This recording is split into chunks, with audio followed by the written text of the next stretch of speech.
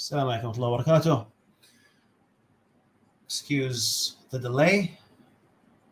Today, inshallah, going to be reacting to a video by David Wood. Look at this. Oh, I can't hear anything. Good evening, good morning, good afternoon to everyone who's watching from all over the world. It's your friendly neighborhood philosopher here, D. Wood. And with me now, we have the masters of Arabic. The masters of Arabic. By the way, he's getting help from the masters of Arabic. Let's watch how the masters of Arabic are going to end up distorting statements. By the way, simple statements that don't require any masterfulness. And maybe around here. So recap, because some people just understood everything he said. Some people come along that they're very new to all this, and so they're confused about what's a hadith and so on. So just to make sure everyone understood what you just said, you are first talking about hadiths and how they came up with their hadith methodology. Some people were assessing the reliability of hadiths using a very subjective methodology, whether they find the content personally acceptable or their version of Islam that's in their head doesn't line up with that. And so they're judging the reliability of hadiths very subjectively. So you can get completely different answers on whether a hadith is reliable depending on who you ask and what that person happens to believe. So they came up with a methodology that's more objective. Here's a list of names. So we have a list of names of reliable people. So if the people in the isnad, if the people in the chain of transmission are all reliable, that's how you decide whether a hadith is reliable, not just based on the content, which you may or may not like. So it's a more objective method. Criticism, namely that you look at the chain of transmission, the list of names, to make sure every person on that list is reliable. And if you've got unreliable people on there, you've got a problem. You basically have a weak narration because you have weak narrators. You're saying now we're going to apply their same methodology to the transmission of the Quran, because the Quran went from person to person to person, so that you can say, I got this reading from so-and-so, who got it from so-and-so, who got it from so-and-so. And you're saying what happens when we apply the exact same criteria that they came up with for objectively judging the reliability of content. Let's take their objective method for assessing the reliability of content. Let's apply the exact same method to their chains of transmission of the Quran. Is that correct? 100%, yeah. Okay. Exactly. Okay, cool. Let's just pause right there. You have a few super chats. يا أخي سوبر chats. Super chats real quick, and then jump right back into. والله كأنه خلق للسوبر chat هذا. Okay. So the question then becomes, what is the criteria that these scholars use to determine whether or not a hadith narrator or transmitter of hadith is reliable? And they come up with four different, you can categorize them in 4 different ways. So Shali Nasser in his book here just gives us 4 basic categorizations that they use. Number 1, they have to be Muslim. Number 2, they need to be of a mature age.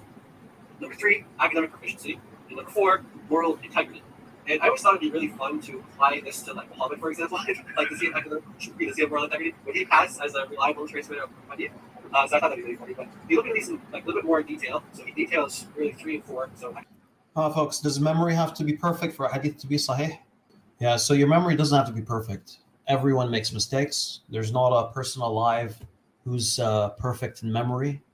And therefore, and I don't know if this dude is coming up with this stuff, or if this is, it's not annoying, alhamdulillah.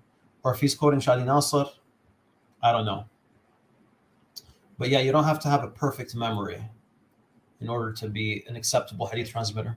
What does it say? And then you need to have like attentive literacy or understanding as well, which is you need to be familiar with the variants, or let's say if there's any like changes in this hadith, you need to be aware of that. Kind of how does it, let's say hadith you're memorizing like 5 different ways to recite it. You need to be aware of these 5 different ways. You need to have some sort of familiarity with them. Recognize when it's changed. Okay. So here's the other one here. Yeah, I don't think he knows what he's reading. It's changed. Okay. I don't think he knows what he's reading, because it says, be familiar with the contents of his notebooks and be able to recognize the slightest changes which people intentionally or inadvertently may introduce to them. Tayyib, Habibi, listen up, man. It's not referring to a transmitter being familiar with 5 different wordings of hadith. That's not what he's saying. Shadi Hikmat is saying here that the narrator must be familiar with his own books, okay? And if someone introduces a change to his book, then the person should be able to catch it. That's what it's saying. But yalla, let's carry on. By the way, this isn't really that important in regards to this topic, but I just think it's interesting that someone's presenting content from an Orientalist, Western academic, whatever, and is not even sure what the text is saying. I just find it interesting. And he's teaching David, by the way. Yeah, this guy, he's not sure what he has on the screen. He's got this PowerPoint presentation, and he's explaining the presentation, which he himself doesn't understand. And David's like, like, yeah, let's carry on. Here's the other one here, moral integrity. And this one is pretty interesting. So the first one is broken into conduct and behavior. And the examples that Muslim scholars give, like they say, okay, is the person that's the question of the checklist. Are they known for perpetuating sin? That's something they're known for. And then do they have ill social reputation? Well, what does it mean to have an ill social reputation? So here's one of the things that would kind of get you erased would be reliable in the sense because you have bad moral integrity. If, for example, you urinate in public while standing up, if you tug on your beard in front of an audience, if you speak ill of others, you can put that right, and eating or drinking on the streets. So Muslim scholars of Hadith would be like, no, those say, look, these are different ways to judge whether or not you have, moral credibility or not. And then the last thing is, what's your reputation amongst other reliable narrators? So the ones who pass the test before you, what do they have to say about it? Do they say that you're a good person, are you bad, are you trustworthy, are you good memory? What do they say? So those are kind of the criteria there that they use to determine who is and who is not a trustworthy. Okay. All right. So here's an example of a weak hadith here. So it says narrated by Ali. It says that the Messenger of Allah said, "Whoever recites the Quran and memorizes it, making lawful what makes it lawful." Making lawful. So by the way, folks, I just want to go back to that statement. So he says here, urinating in public while standing up, tugging one's beard in front of an audience. So these are referred to as khawarim al-muru'ah. They're things that like conflict with, I've never come across that one about tugging one's beard. I can't recall at least. While there may have been one example of someone saying, hey, this guy was urinating while standing, or this guy was tugging his beard, or whatever. And I really got no idea what's going on here. But that's not how narrators are judged, right? There are two main things, or generally two main things, that lead to a narrator being rejected in hadith. Memory and trustworthiness. That's it, man. That's it. Those are the main two things. Everything else is like a one-off, or not everything else, but generally these are the two main things. If you find any like strange reason for someone to be rejected that doesn't fall under lying or memory, then like these really small things, I'm not even sure what this is based on, but it's not like you have a major narrator of hadith and one day someone catches him tugging his beard or feeding his chicken. He's got chickens and he's feeding them, or playing with doves, or playing with his dog, and they're like, okay, khalas, we can't take hadith from him. Like if you have an example of that, that's like a one-off. And at the same time, if anyone does that, the vast majority of scholars are not going to drop him for that. That's not a reason to drop someone. When it comes to gaps, that's a reason to reject the hadith. Gaps are not an issue with the narrator himself. Like if you're narrating with gaps, no one's going to say you're weak. They're just going to reject that specific hadith. You got me? You're trustworthy, or good memory. What do they say? Those are part of the sorry. Lawful with and grant him intercession for 10 of his family members who were to be assigned to the fire. So this is a weak. So what we have here is an example for weak hadith that's narrated by Hafs. So basically what this person's trying to do, we have Jai and Doc speaking to David Wood. And what they're doing is they're showing a hadith that's narrated by Hafs. And they're like, look, Hafs is weak in hadith. And because Hafs is weak in hadith, how are we relying on him for the Quran? That's the argument, by the way. Sorry for like spoiling it, but let's get to the actual topic.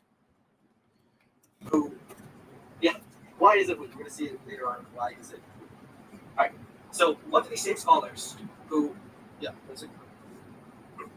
Oh yeah. So what do these same scholars say about the readers or the transmitters of the Quran? So what do they say about them? So here's like a list of them here. We're only going to be focusing on one reading, which is the Hafs reading, which he gets it from a guy called Awesome. And we're going to. What's his name?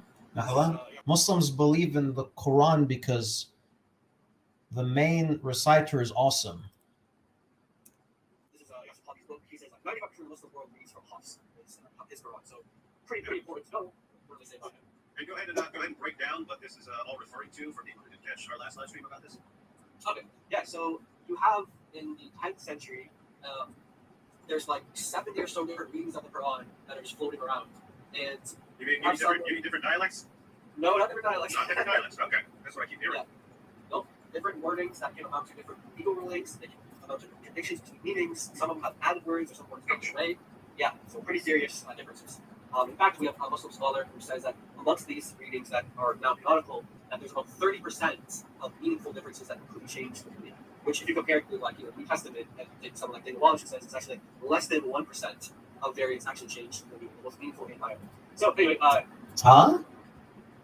Madri, guys, I just heard him say that less than 1% of New Testament variants change the meaning. You guys hear that? Am I imagining things? Madri, yani. It's not my specialty. It's not my specialty. But it would be nice to look into this. Basically, he's like what Daniel Wallace says. Madri, guys, I don't know. I only talk about my field. I don't talk about things that are outside my field. But yeah, according to this dude, according to Daniel Wallace, Daniel Wallace had a sheikhum. He says like less than 1% of variants influence the meaning. Like, Bismillah, let's carry on. I don't know, guys. Here you have around the 10th century, you have a guy called Ibn Jawad who's like 70 different readings of the Quran that are floating around. That he's at least aware of. 70 readings. Right. So here you have this new religion of Islam. He's probably thinking, all right, good, narrow it down from 70. Well, let me just make 7. I'll just make 7 readings, and we're going to go from there. So we're going to limit our readings to 7. And these are going to be the authoritative readings that are, across the Muslim world. And these are the ones that you need to, for ritual, like worship, maybe praying, you use these versions. Hang on. This is making no sense. You're talking about 70 different readings of the Quran, with differences in the Arabic, different words, different meanings, giving contradictory meanings, and so on.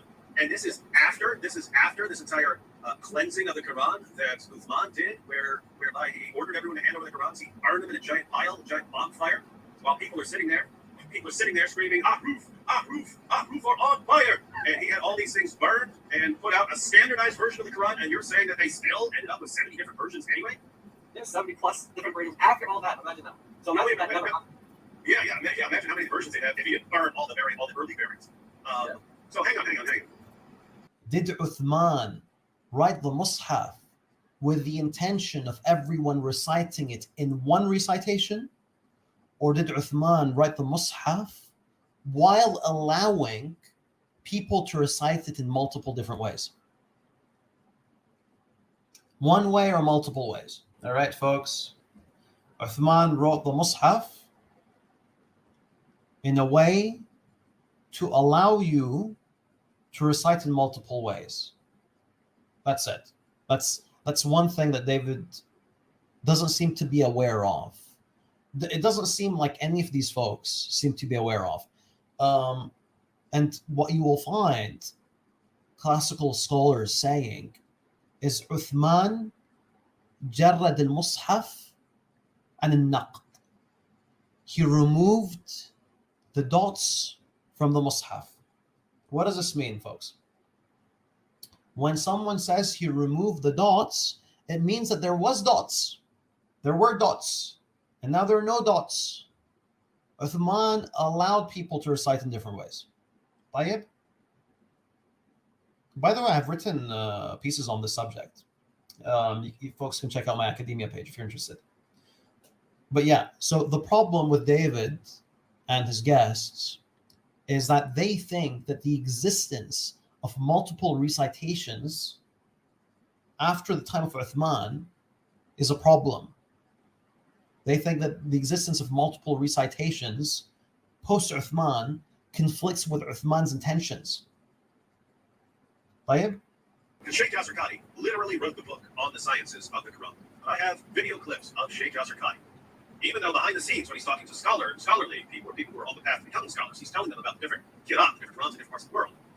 But he said to a popular audience for the Why Islam campaign, he said, since the time of Uthman, there has never been one single letter of difference between any two Qurans. Can we say that he knew indisputably that that was a complete lie when he said it? 100%. He knew that was a lie. He lied. Yeah. And for me, yeah, go ahead. Farid said that Yasser Qadi lied about Muhammad. Yeah, in response to the David put up. Farid actually said, guys, can we say Yasser Qadi lied? He said, yes, he did lie. He admitted it. Yeah. And that is my son.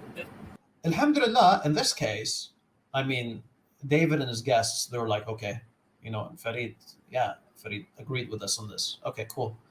But yeah, I have a video on that specific subject. Like I was reacting to Yasser Qadi's clips. And yeah, it's up on my channel if you want to check it out. So that's a piece of the Middle East, ladies and gentlemen. We have Farid agreeing with David Wood on something. What we agreed on was that Yasser Qadi was lying about variants in the Quran. Shocker that lying is so normal even for Muslim scholars. So go ahead. Exactly. So yeah, so you have in the 10th century, everyone's on it. You can say, Shufa, you see that? You see that's why David Wood is so unfair. That's why David Wood is so unfair. You have an example of Yasser Qadi lying, and now it's it's normal for Muslim scholars to lie. That's so unfair. That's so messed up, man. And you're gonna see it. You're gonna see this in this video multiple times. He will take something that he's heard from one da'iyah and he'll apply it to everyone. And yani, is it really that hard, David? Is it really that hard to be fair and to call a specific person a liar without extending it onto others? Yeah, I can say, like, imagine, yeah, folks, imagine I was like, yeah, all the critics of Islam, all these Islamophobes, they're friggin' cross-dressers. Like, imagine I said that, yeah? I wouldn't say that. I'd never say that. But just because you have David dressing up in his wife's clothes, and just because you have Apus putting on this like blue wig and speaking like in a fruity way and wearing like a burqa, and like you got a bunch of them that do that, but I wouldn't say, oh, they all do this, and yeah, this is wrong. Yeah, this is wrong. Even though if I was going to play his game, I'd do the same thing. But yeah, I respect my audience. I don't know if he respects his audience, but yeah, let's carry on.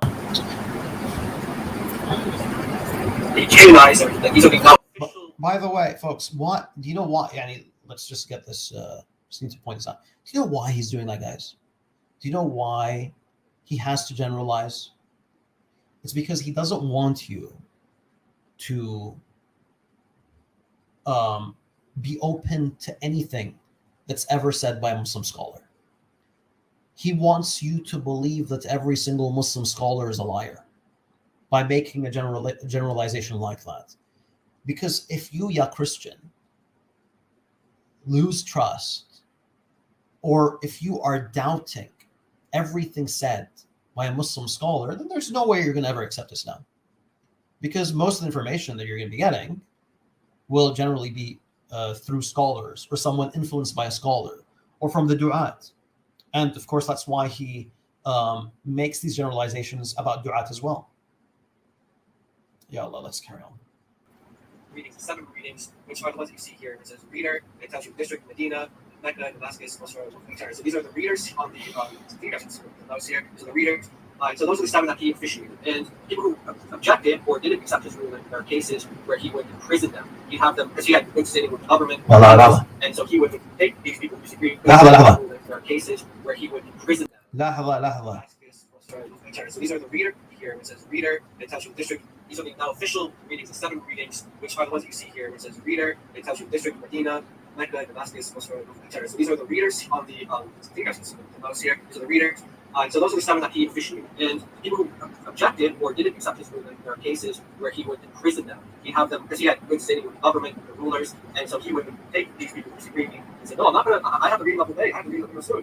And he said, no, you're going to accept these readings, and he was appropriately imprisoned and flogged, even forced to recant their position and accept his 7 readings. So these were really forced upon the Muslim world. So I don't know if this is intentional or not. Yeah. And I'm a fair person. I'm not going to accuse him of lying just because he says something that's wrong. But let me ask you guys the question, and you let me know. David's guest is saying that anyone who recited something that's outside the 7 was taken to jail or flogged, right? Is that what you've understood? So here's the thing, guys. That's not what happened. Ibn Mujahid took people to court. There's 2 instances. One was Ibn Shanabuth, I believe that's how I pronounce his name, and he was taken to court and flogged because he recited not something outside the 7. It's not because he recited something outside the 7. It's because he recited recitations that conflict with the Rasim of Uthman. He wrote in a way that conflicted with the way that Uthman wrote the Mus'haf. So that's what happened. It's not because Ibn Mujahid, there were 70 recitations, and then Ibn Mujahid said 7, and if you recite anything out of the 7, then you're going to get flogged. Yeah? So if you recite Abu Ja'far's recitation, you're not going to get flogged. Abu Ja'far's one of the 7. If you recite Ya'qub's recitation, you're not going to get flogged. That's not one of the 7, but you're not going to get flogged for it. Yeah, but anything that conflicts with the Rasim of Uthman, yes, like he would take you for that. So Ibn Shanabuth was one of them, and the other was Ibn, I can't remember his name, but basically the other reciter, he would recite things that were not recited by anyone. He would recite according to the Rasim, but without taking it from anyone. Like he'd do his own ijtihad. I can't recall his name, but in any case, so those were the 2 instances in which that happened. I'm not familiar with a 3rd instance. And that wasn't enough. Ibn Jazari comes in the 15th century, and he comes and adds 3 more additional readings. And in that time period, they limited the reader to 2 students, 2 transmitters. And so those are the people that are going to be examining today. Aywa, okay, alhamdulillah. Alhamdulillah. Ibn Miqsam. That's it. Barakallah fik. Okay, so I just want to point out something. He makes it seem like Ibn al-Jazari adds 3 recitations that if you recited them during the time of Ibn Mujahid, you get flogged. And this is like an invention in the religion, or something new that's added in the religion, or something like that. Now, these recitations existed. The recitation of Abu Ja'far existed from even before Nafi'. It's beginning of the 2nd century. It was being recited from the beginning of the 2nd century up until the time of Al-Jazari. There was no period in time which this recitation did not exist. It didn't poof, come out of thin air. So you have, for the top one, the transmitters, you have Alun, the Warsh, you're getting it from Nafi'. So Nafi' is the reader, and then he has 2 students here. So we're going to be examining what do the scholars say, for example, about this person, and then the reader. But we're going to be looking specifically at Hafs. So that's going to be the focus right here. So Hafs is right here. You get it from also. And we're going to see what the scholars say about this Quran. This most popular Quran. You guys will call it, puts it at 95% of the Muslim world use this Quran. So we are talking. When you say most popular Quran, you're talking about the Hafs. And basically, if you were to go around to various places, if you were to add up everyone, you'd find that about 95% of Muslims are using the Hafs today. And as I understand it, it's because that was the version of the Ottoman Empire favored. And so that one sort of drowned out over time and drowned out other versions. But then, for the 1924 Cairo edition with the birthday of the Quran that people are mostly familiar with, is next month, the 100th birthday. Correct me if I'm getting anything wrong here. I'm trying to tie it all together. But the 1924 Cairo edition, when they decided to put out a standardized Quran, they used the Hafs. And so this is what's distributed. This is what's been distributed around the world. And so that's why you have. In other words, it's not something about this was just somehow recognized as the most reliable version. It's just the empire that took over in Islam. This was their local version, and so they spread it throughout their empire. And then when in the early 20th century, Muslims were saying, hey, we need a standardized version to send around the world. This is the one that had become most popular because of the Ottoman Empire. And that's the reason. It had nothing to do with like internal reliability or examining manuscripts or something like that. This is the most popular and this is what we're going. Yeah, it's important to note that, like you said, Ottomans. So this is recent history, and this became the most popular reading. But actually, if you go back a couple hundred years ago, for example, you're going to see actually there were other readings that were more prominent in the Middle East, other readings that were prominent in parts of North Africa. And so historically, Hafs was not a popular reading. And so what's really funny about that is that you have like a standardized text of the Quran is kind of like Hafs today. So that's a standardized text, like you said. And so whenever they're like printing commentaries on the Quran, like the default text that they're printing in commentaries is Hafs. But none of the commentators, they like for example, if you look at Al-Tabari, for example, he wouldn't have like Hafs wasn't his reading. That wasn't the Quran he was reading. So sometimes he'd be commenting on a verse, and because when the print, like the companies that just kind of print these commentaries, they just use Hafs as the standard version. That his commentary on the verse doesn't line up with how Hafs is wording it, and so it's kind of funny because they're imposing Hafs onto like some of the Tabari. When you see the commentary on it, he's not actually commenting on the Hafs text because sometimes he's using a text type that differs from Hafs, and so the point he's making actually contradicts Hafs in some places. If that makes sense. So like it's like for the New Testament, for example, let's say like the NA28, for example, like Greek text, like the standardized Greek text. Okay, so I got Sunan Ibn Majah right here, and if you can see, it's gonna be hard to see. Let's see. Okay. So you see right here how it's like quoting a Quranic verse. Okay, you see how it's quoting a Quranic verse right here. The idea is that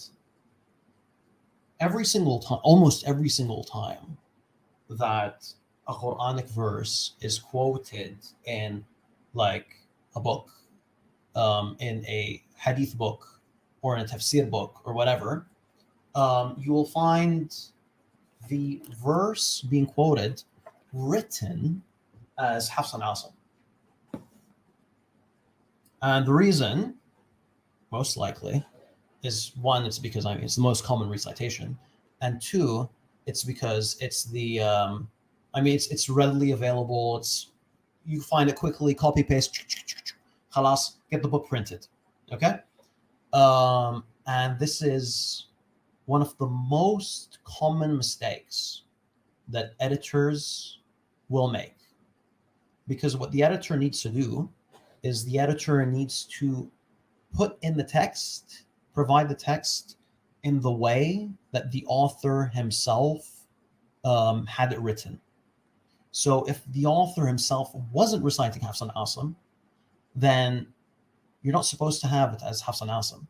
Yeah, of course, in many cases, there's not going to be any difference, right? In the vast majority of cases, what the author writes right there, you wouldn't be able to realize that the author is trying to say something different. So let's say, for example, here's a good example. So imagine a scholar is speaking about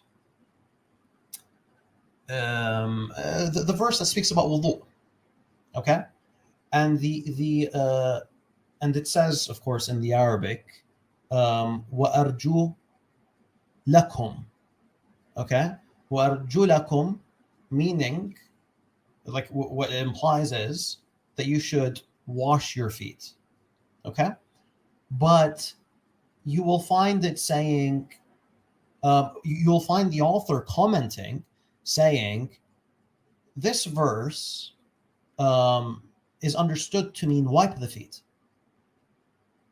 And then you're like, but according to what it says here in the book, it says وَأَرْجُو لَكُمْ. You see that's where the problem is. Some editors, they will fall into that mistake. The seasoned editor will not. Like the seasoned editor that knows what he's doing, that's worked on editing in the past, someone who's qualified to do so, they won't make that mistake.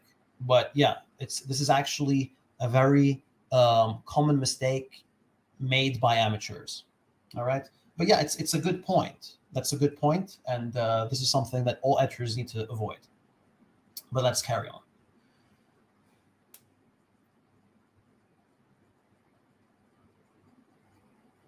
Ana Shufo, guys, I'll tell you something.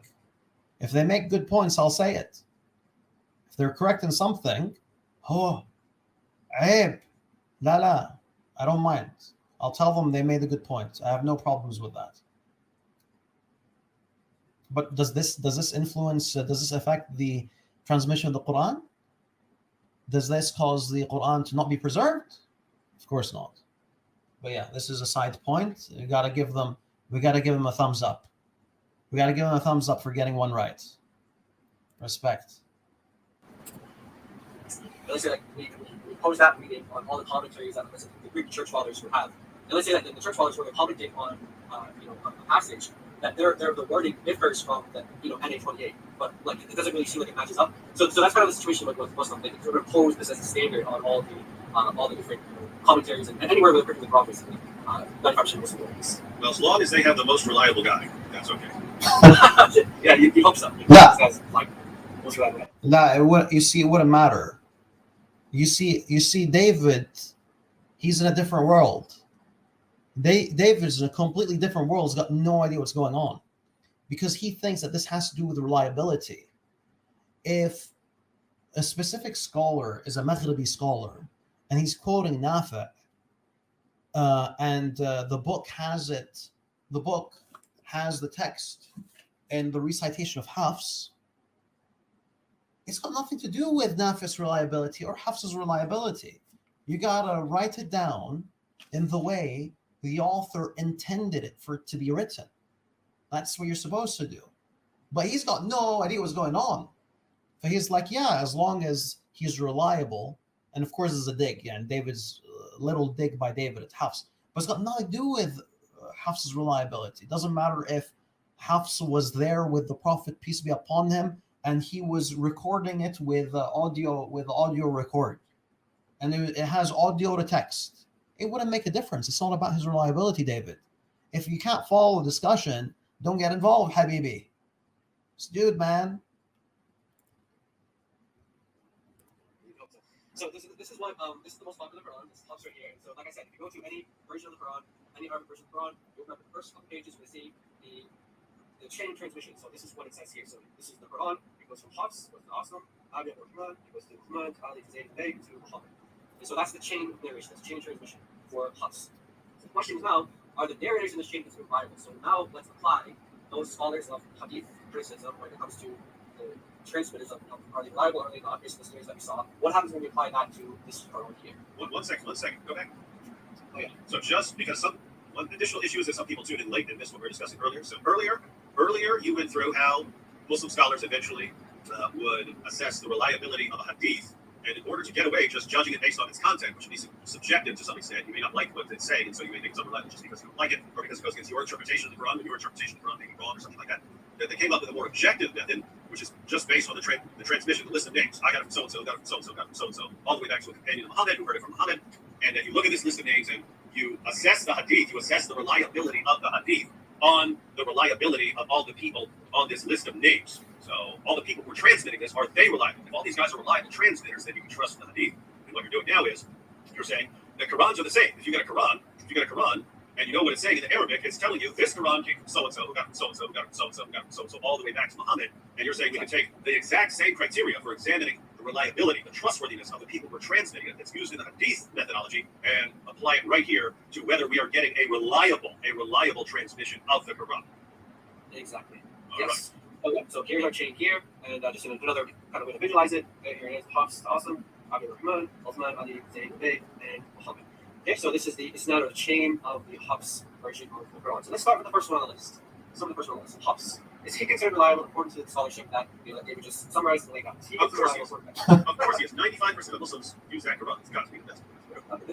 So just a little bit of biography about who he is.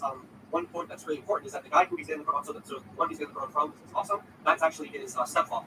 Okay, so it's like his stepfather. Okay, interesting. Now let's see, what do they say? Okay, so we go to the Hajj's book, and this is about reliability of these transmitters of.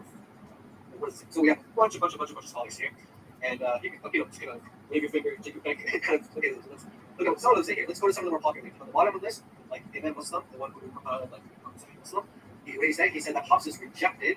Okay, Al-Bukhari. So I'm starting from the bottom. Al-Bukhari said they abandoned him. So he's abandoned in Hadith. Okay, just to be clear, these are Hadith scholars commenting on the reliability of this guy named Hafs. They're talking about him as how reliable a transmitter of narrations he is. Exactly. Yes.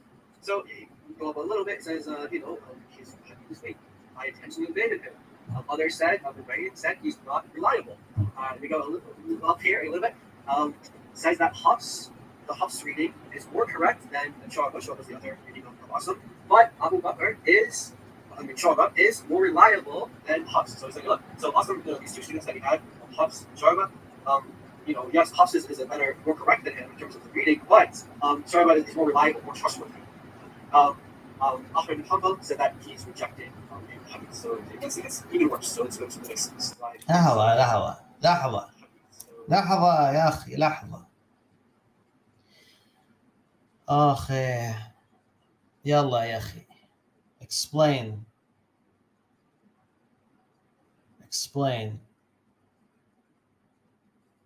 Hafs' reading is more correct than that of Abu Bakr bin Ayyash Shu'bah, but Abu Bakr is more reliable than him. Yalla, explain. I think it's probably here actually. Yeah, it's here. It was the first book all along. Hafs bin Sulaiman. The quote, folks, just want to make sure, right? I just want to make sure. So the first thing you guys need to do is when you're watching one of these clips, you always want to go back to the original source. Just in case. In this one, I don't recall there being a mistake. But here's what it says. He says, هذا يحيى بن معين. He says, قال أبو عمر أصح قراءة من أبي بكر بن عياش وأبو بكر أوثق منه. يعني Abu Umar, Hafs, is more correct in recitation than Abu Bakr bin Ayyash. Abu Bakr is more reliable than him. What's Yahya bin Ma'in saying?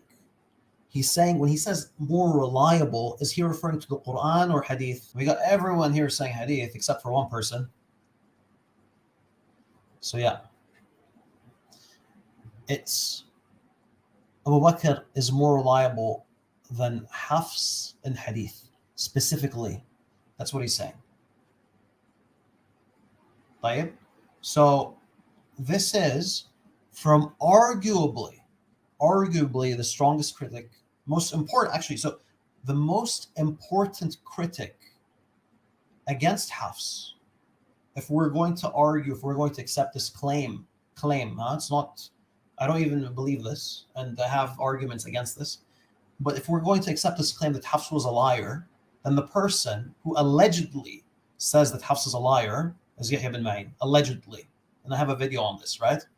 But if you're going to accept this claim, then you still have to accept the claim that Hafs's recitation is stronger than Abu Bakr bin Ayyash's recitation. And it more accurately represents Asim's recitation than Abu Bakr bin Ayyash. طيب? Inshallah, that's clear, guys. It's even worse. So let's go to the next slide here. So we talked about Bukhari, the Muslim, does go to the Sadi. I said he's not reliable, and his hadith should not be written down. And he said in another place, he rejected a hadith. Okay?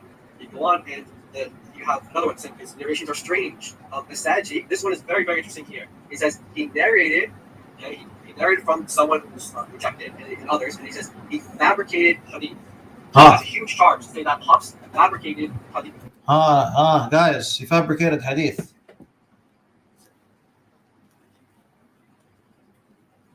As-Saji said he fabricated hadith, صح?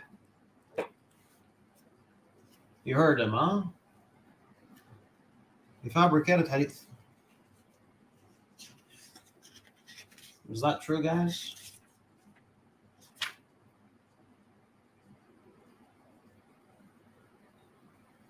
أيوة وقال الساجي. Let me see if I can if you can see this, it's right by my middle finger. Okay. يحدث عن سماك وغيره أحاديث بواطيل. Okay, it's بواطيل right there. This can be understood in two ways. This can be understood in two specific ways. One is you can understand it to mean that he is actually fabricating reports that he's attributing to Asaji, that he's attributing to Simak. That's one way of understanding it.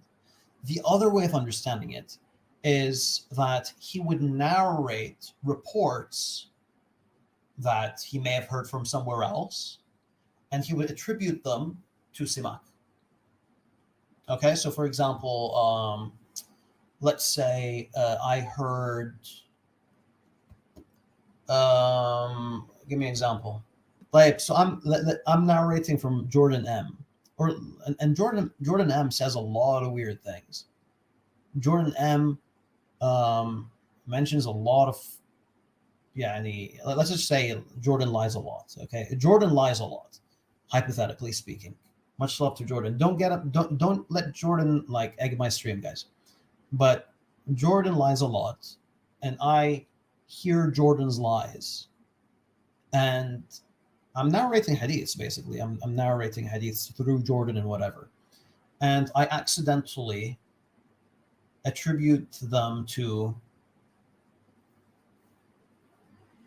Muhammad Dolan. Okay? So basically what I'm doing here is I'm attributing to Muhammad Dolan what I actually heard from Jordan. Is that clear?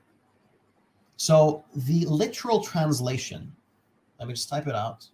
So this is the literal translation. He narrated from Simak and others false narrations. And this is what he translated. He narrates from Simak and others fabricated hadith. Okay, actually this is correct.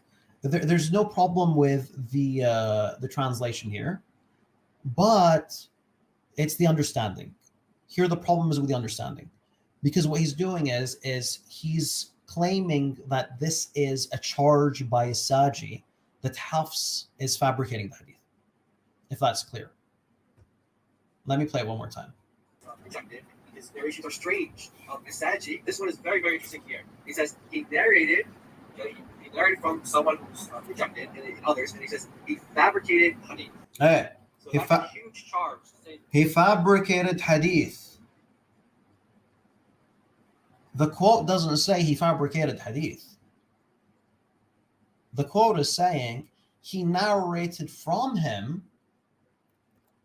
He narrated from Simak and others fabricated hadith. So there's a difference between that and he fabricated hadith. Is that clear, guys? I hope that's clear. That Hafs fabricated hadith. Yeah, that's different from saying, like, I can say you have a weak memory, or if you comb your beard in public, you scratch your beard in public, and you're unreliable for that. If I say you fabricated stuff, that's you're inventing stuff. And what did Muhammad say about someone who invents stuff? Yeah, you're going to hell. Yeah, exactly. exactly. No way to take it to hell. Exactly. So another one, he's reading hadith.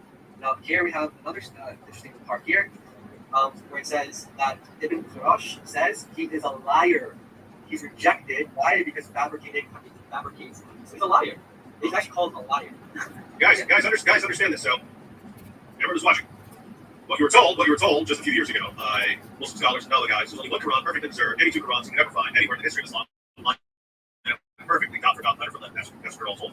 It's all complete nonsense. It's all complete lies. Look at the actual history of Islam. Okay, we need to play this slowly. Everyone who's watching, what you were told just a few years ago by Muslim scholars and other guys, there's only one Quran perfectly preserved, any two Qurans you can ever find anywhere in the history of Islam line up perfectly dot for dot, letter for letter. What you were told just a few years ago by Muslim scholars and other guys, there's only one Quran perfectly preserved, any two Qurans you can ever find anywhere in the history of Islam line up perfectly dot for dot, letter for letter. That's what we're all told. Okay. First of all, very quickly. Yes. So did Hafs say Simak said this, and Simak didn't say it? Yes, that's the claim. The claim is he attributed some things to him that were false that he never said. So this, by the way, is a severe mistake that would cause someone to reject Hafs as a reliable transmitter. So how does this happen, by the way? This happens because you spend your day listening to many people narrating hadiths. You may spend weeks, months listening to people narrating hadiths. You memorize the hadiths, and sometimes you confuse who you took the hadith from. Now, it's not a problem at the time, not necessarily a problem at the time. It's a problem 10 years from now, 20 years from now, 30 years from now. Someone goes up to Hafs and says, Hafs, what's that hadith that you narrated about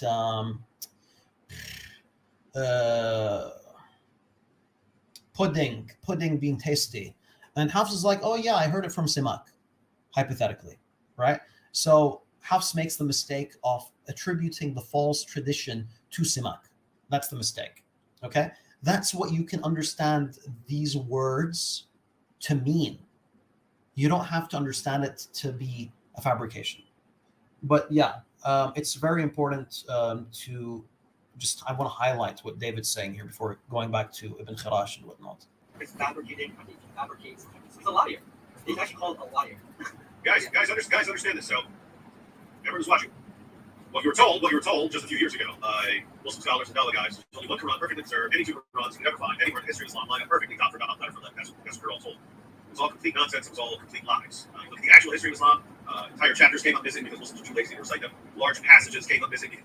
A couple of years ago, guys, a few years ago,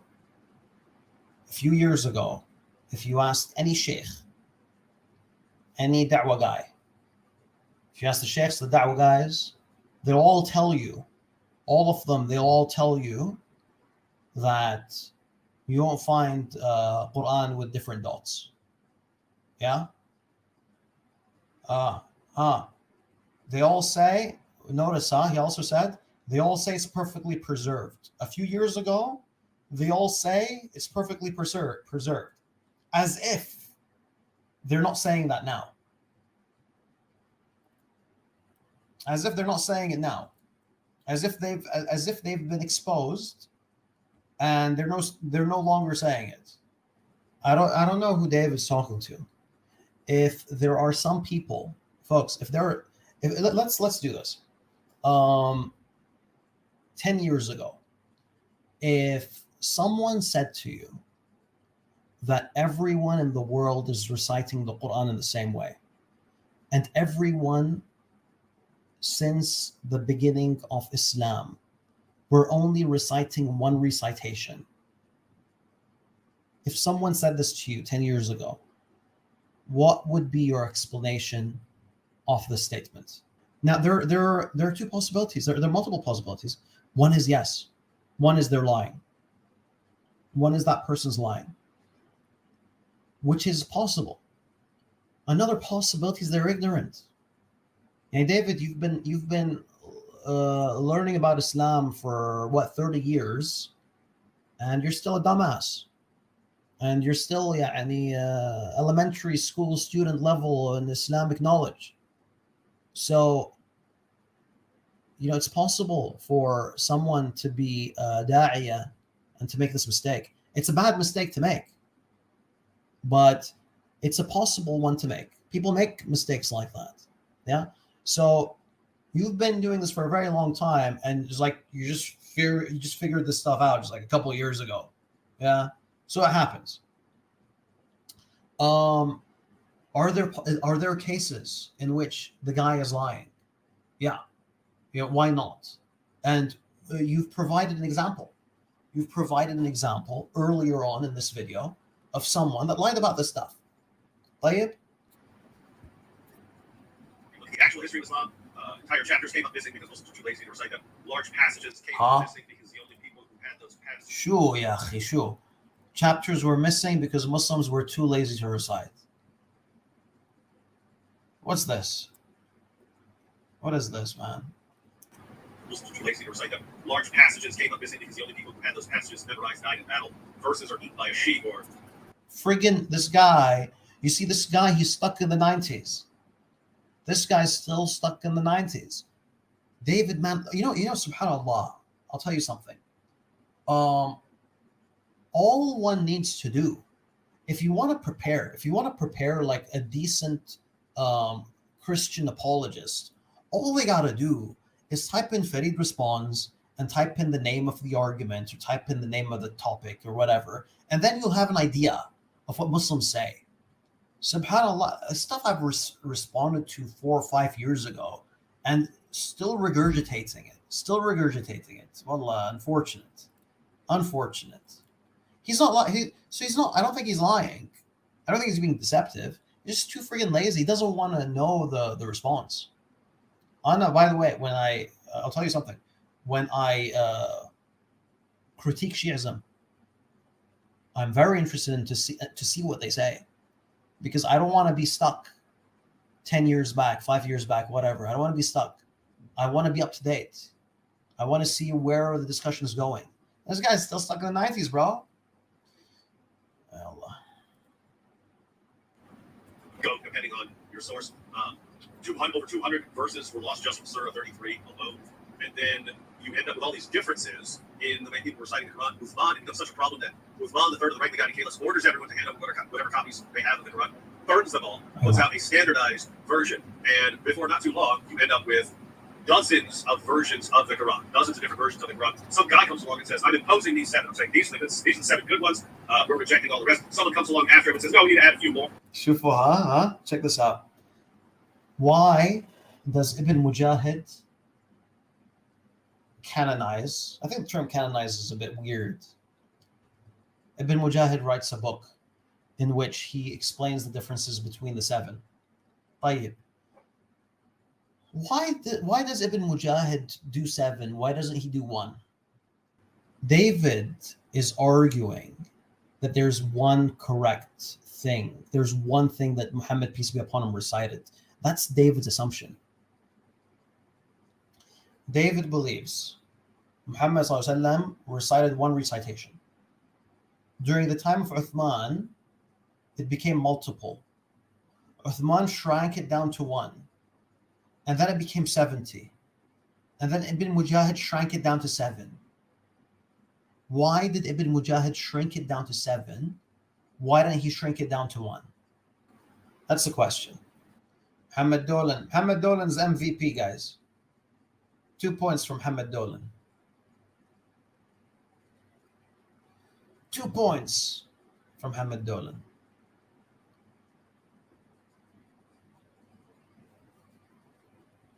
Ibn Mujahid, by the way, you think it's just Ibn Mujahid? How about this, guys?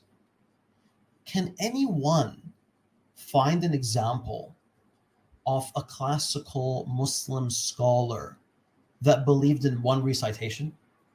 Hey, I can't think of a single example. So what they will do is, what the critics of Islam will do is they'll mention Al-Tabari. Okay, they'll say Al-Tabari rejected this recitation. Yeah, but Al-Tabari, in many places in his tafsir, he says, I accept this one and this one. And I accept this. So Tabari accepts multiple recitations. This concept of 1 recitation, it's not traditional. It's not orthodox. Sa'id bin Jubair. You know, Sa'id bin Jubair used to recite 2 recitations. He used to recite the recitation of Zayd bin Thabit / Uthman bin Affan in one day in Ramadan. The next day, he would recite the recitation of Abdullah bin Mas'ud in Ramadan. He's switching. He's alternating. Lesh. Why is he doing this? It's because he believes they're both from Rasulullah sallallahu alaihi wasallam. Let's carry on. These guys are all making decisions about what is and is not considered the Quran. Like, what authority do these guys have to make those kinds of decisions? So this is going on all along. And so you have different versions of the Quran. And those different versions of the Quran come through different chains of transmission. So how did you get this version of the Quran? Well, this version of the Quran came from so-and-so, got from so-and-so, got from so-and-so, got from so-and-so, all the way down the line. this version of the Quran, it came so-and-so, got from so-and-so, got from so-and-so, got from so-and-so. You ended up with a situation where one particular version of the Quran, not because it was especially reliable, not because they went to manuscript, but just because that's the one the Ottoman Empire spread when it controlled the Muslim world, that one became most popular. So that's the one that in 1924 was... Do we know the wisdom behind qira'at? Yes. And you'll find the meanings, sometimes they add to the fiqh. Sometimes you'll find some additional matters in terms of aqidah. Sometimes you'll find the eloquence of the verse being elevated because of the additional meanings. So it really depends on the verse. In regards to what David just said, he makes this very strange claim about manuscripts. He's going to get into it later on. He speaks about it again. But yeah, he doesn't know what he's talking about, man. The Muslim world, that one became most popular. So that's the one that in 1924 was put out as the 1924 Cairo edition. They went with Hafs. But here we have Jai and Daughter of Christ, and they're going through what Muslim scholars in the area of the reliability of transmissions are saying about the guy who transmitted. Okay, yeah, guys, just a very quick question. He's saying that the Ottoman Empire was like the main reason for the Hafs recitation spreading. Personally, I haven't seen evidence against this. I wouldn't be surprised, because here's the thing: like, even the Hanafi madhab was spread mostly through the Ottoman Empire, and empires played a role in the spreading of madhab. And like before Hafs, the most popular recitation was Abu Amr bin Ala''s recitation. So, yeah, popular in some areas, sure. Did the Ottomans spread Hafs's recitation?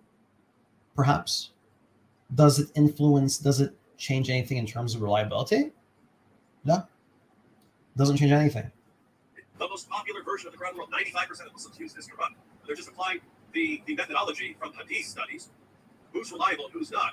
And they're pointing out that the guy who's responsible for the Quran that is used by 95% of Muslims in the world is transmitted by a guy who is a known fabricator and liar. Yes. What's that mean? If this guy were transmitting a hadith, they would not trust him. But he's the one who gives 95% of Muslims their Quran. They would trust this guy with a story about Muhammad. They would trust him. But you trust him with the Quran? And most Muslims would reject. How do you deal with this? You wouldn't trust Hafs with a story about Muhammad, but you would trust Hafs with the Quran? What do you guys think? Okay. Hafs, it's around the same time, has memorized the recitation of Asim, let's say. Asim passes away, I don't know how long later, 5 years later, 10 years later. Hafs is a teacher of the Quran, and he's teaching the Quran for 5 years, 10 years, 20 years, 30 years. He's teaching the Quran almost every single day. And all of a sudden, Hafs is the top guy from Asim. He's the main Quran teacher from Asim. Someone comes up to him and says, "Ya Sheikh," people look up to him now, by the way. People see Hafs as a big deal. And he's old now. Because, by the way, you don't care about young Hadith narrators. You don't really take narrations from young Hadith narrators. They don't really matter. You take from them when they're old, because you want a short isnad. Hafs is 60 now, and someone comes up to him and asks him about hadiths that he heard 40 years earlier.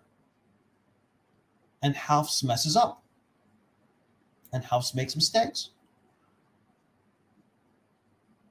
So yeah, Hafs was specialized in the Quran because it was something that he was doing all the time. And he was the main teacher of the Asim recitation. you better believe he was teaching the Quran all the time. And he wasn't someone that focused on hadith. In regards to Ibn Khirash, the only criticism, or at least the only thing that was shown so far, is see here, like before the last slide, Ibn Khirash said he's a liar, rejected fabricating hadith. Ibn Khirash isn't seen as like a popular critic of hadith. He wasn't seen like as one of the main hadith critics. Who are the main critics of hadith? Ibn Daraqut an-Nasa'i, Imam Bukhari, Yahya bin Ma'in, Abu Dawood. That's a good one. Tirmidhi. Yes. So Ibn Khirash is not on the list. Ibn Khirash is not one of the main ones. And Ibn Qutlubuqa, when Ibn Khirash like weakens someone, they're like, yeah, whatever. So yeah, they don't care. They don't care about Ibn Khirash. Okay, that's the first thing. Wissam from Beyond Doubt Theology, folks, do subscribe to Beyond Doubt Theology.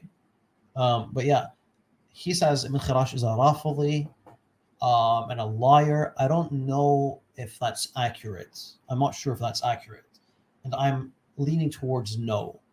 But either way, he's not a major hadith critic, one. And number two is, like you have scholars just rejecting what he says. So it doesn't matter. Let's carry on. Check other versions of the Quran if it didn't line up with this one, but it's the one that was popular in the Ottoman Empire, and the guy who transmitted is a known liar. That's the situation there with the perfectly preserved one. Anyway, this is funny. So Harper's being weak in hadith and a fabricator of hadith, which means a liar, a fabricator. He actually is something else as well. He's also a thief. So Yahya bin Sa'id said from Shu'bah. Shu'bah was the other student of Awesome. He's the other canonical Greek. And he would just keep them and then keep himself, and anything other people were supposed to be copying them down, like as if they were his own or something. Well, I mean, to be fair, he's just imitating Muhammad, right? I mean, Muhammad is the pattern of conduct. Muhammad used to steal everyone else's stuff, so can't blame him for that. That's a good point. So he's a thief, okay? He's a liar. And so again, we have another kind of repeated story here, saying that Hafs was a liar. Ibn Hadid said that he used to forge and fabricate the chains of narration. So not just fabricating hadith, now he used to fabricate the chains themselves. So Oof. You hear that, guys? He says that Ibn Hibban said he used to forge and fabricate chains of narration. You see that, guys? I never came across that. By the way, is Master of Arabic, huh? Master of Arabic is saying this. Where does he say this? Ibn Hibban. When Ibn Hibban? This is Tahdhib al-Tahdhib, guys. We're quoting the same source.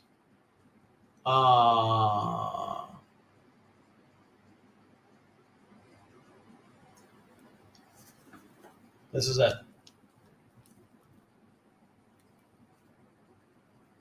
Let me try to get it in there.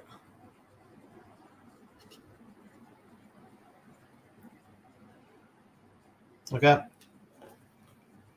He says, كان يقلب الأسانيد.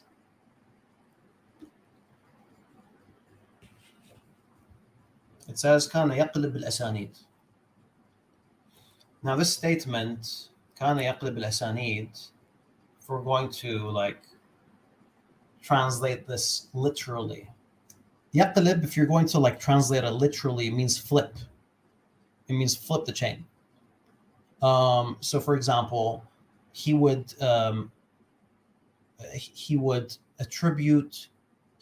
like mention a chain with a report that's supposed to be the chain of another report. Now, is this something that's done intentionally?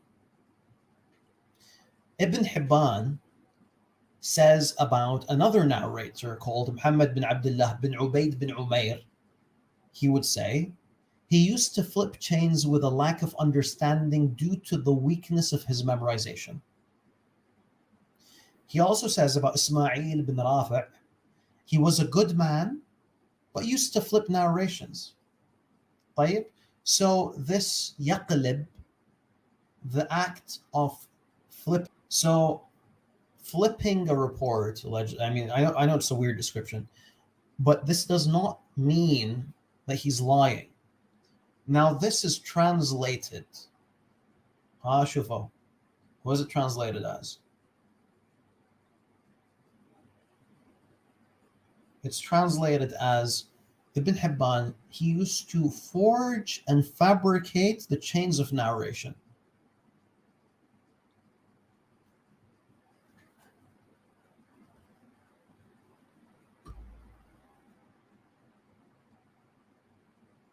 Doesn't say that. Doesn't say that in Arabic, bro. What can I do here?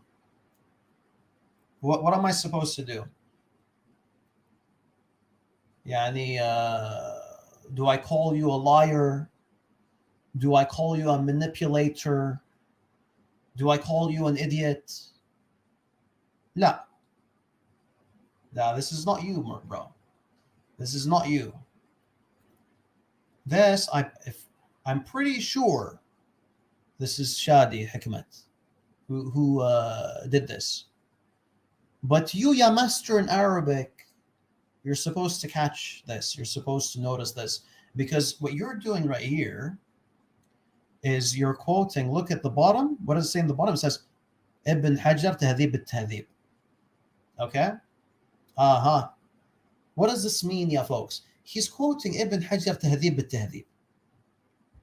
That means that you have Tahdhib al-Tahdhib and you're going through it and you noticed it yourself and you translated it like this. But la, I have husn al-dhan for you. I assume the best of you. And I think that you relied on Shadi Hikmat, who I think wrote something very similar, if not identical. And what Shadi did is he manipulated the text. Yeah. But you see what you did that was messed up is you're supposed to write in the bottom. In the bottom, you're supposed to say Shadi Hikmat Nasr. That's what you're supposed to include. That's the reference. Don't write the original reference. Don't write the original reference. Write the secondary reference that you're quoting. Because people need to know that you're not going to the original source. You're going to a secondary source written by a Western academic haqid al-Islam, kafir, murtad, whatever. I don't know. I don't care. That's where you're going to.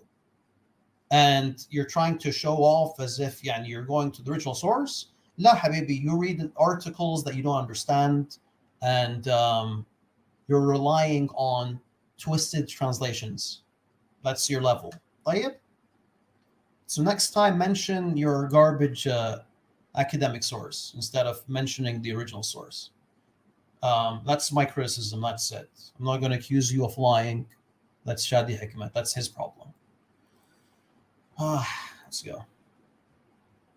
It's like that's another issue as well. So it's like, okay, if you guys are just judging the hadith by the chains, well, let me just fabricate a chain for you then. It's something that you guys all accept. And so he got caught up for it. Like, okay, no, just afford to fabricate chains of hadith narration. So okay. We have he's weak. You're weak. There's a weakling. So he's weak. He's a fabricator. He's a thief and a liar. So we can say that the Quran that is most widely used among Muslims in the world today was transmitted to them by a known liar, fabricator, and thief. Exactly. So I have a video here from Fareed who confirms these very points that we're making. Liar, fabricator, and thief.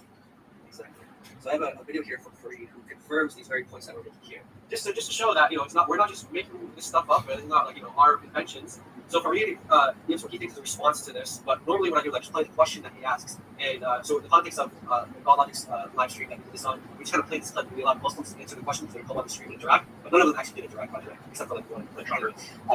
So here's the question that he raises here. So just heard that he's a liar. Well, let's see what Fareed says. Okay, so there are two people who have, or at least two people who it has been attributed to that have said that Hafs is a liar. The first is Yahya ibn Ma'in, and the second is Ibn Khilaj. That's the main concern. Because Yahya ibn Ma'in is a major scholar of Hadith. So how is it possible that this major scholar of Hadith referred to Hafs as a liar? excellent question. Good So I just kind of question. leave it like that. Yeah, I just kind of leave it like that. And I let the Muslims come in and answer.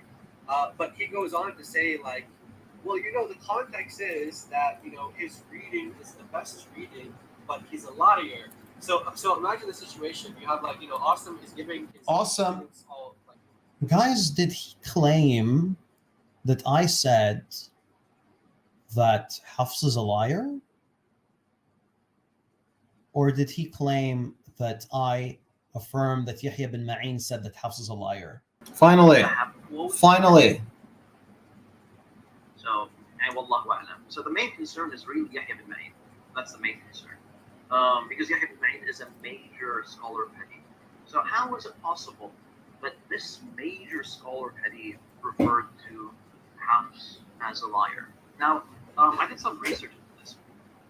And there are 6 people, 6 students of Yahya bin Ma'in that have quoted him sharing his opinions on Hafs. These include Rhetoric, Sa'id, Abu Qudam al-Sarakhsi, or al-Sarakhsi, depends on how you pronounce it, and Layth bin Ubaidah, Ali bin Hussein bin Hibban, and Ahmed bin Muhammad al-Hadrami. All right, so that's 5, and the 6th is Ibn Muhammad. Okay, so none of these 6 people quote Yahya referring to Hafs as a liar.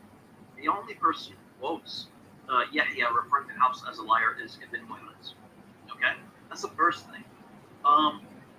Secondly, here it is right here. I've just been spending a chunk of my time doing research on this past 24 hours.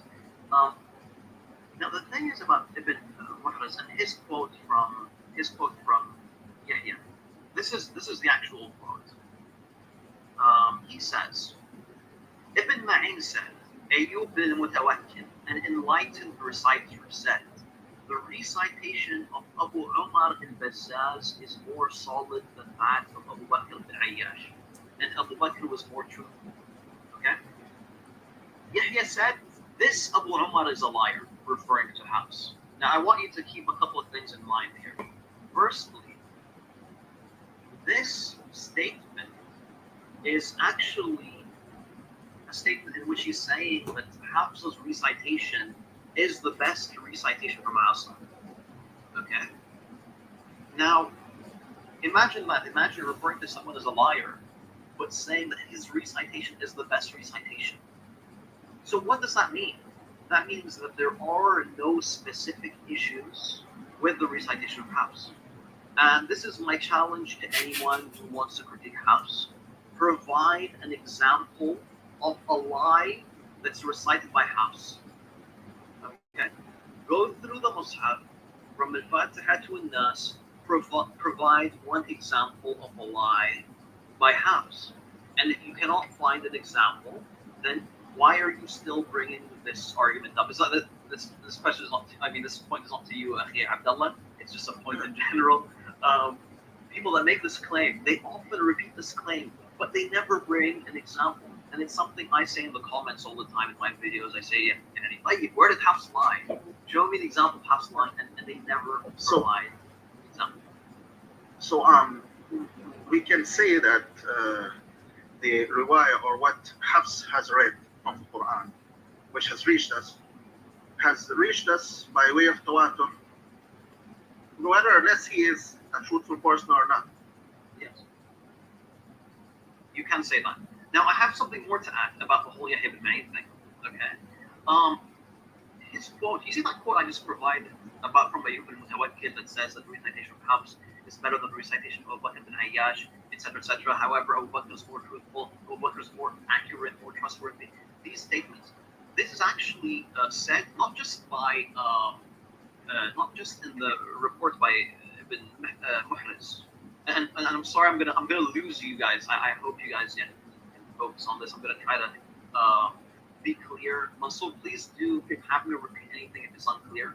Sure. There are 2 other students of Yahya that quote the same thing, and that's Layth bin Ubaidah and Ali bin Hussein bin Hibban. You'll find the quote by Ali bin Hussein bin Hibban in Hadith bin Kamal.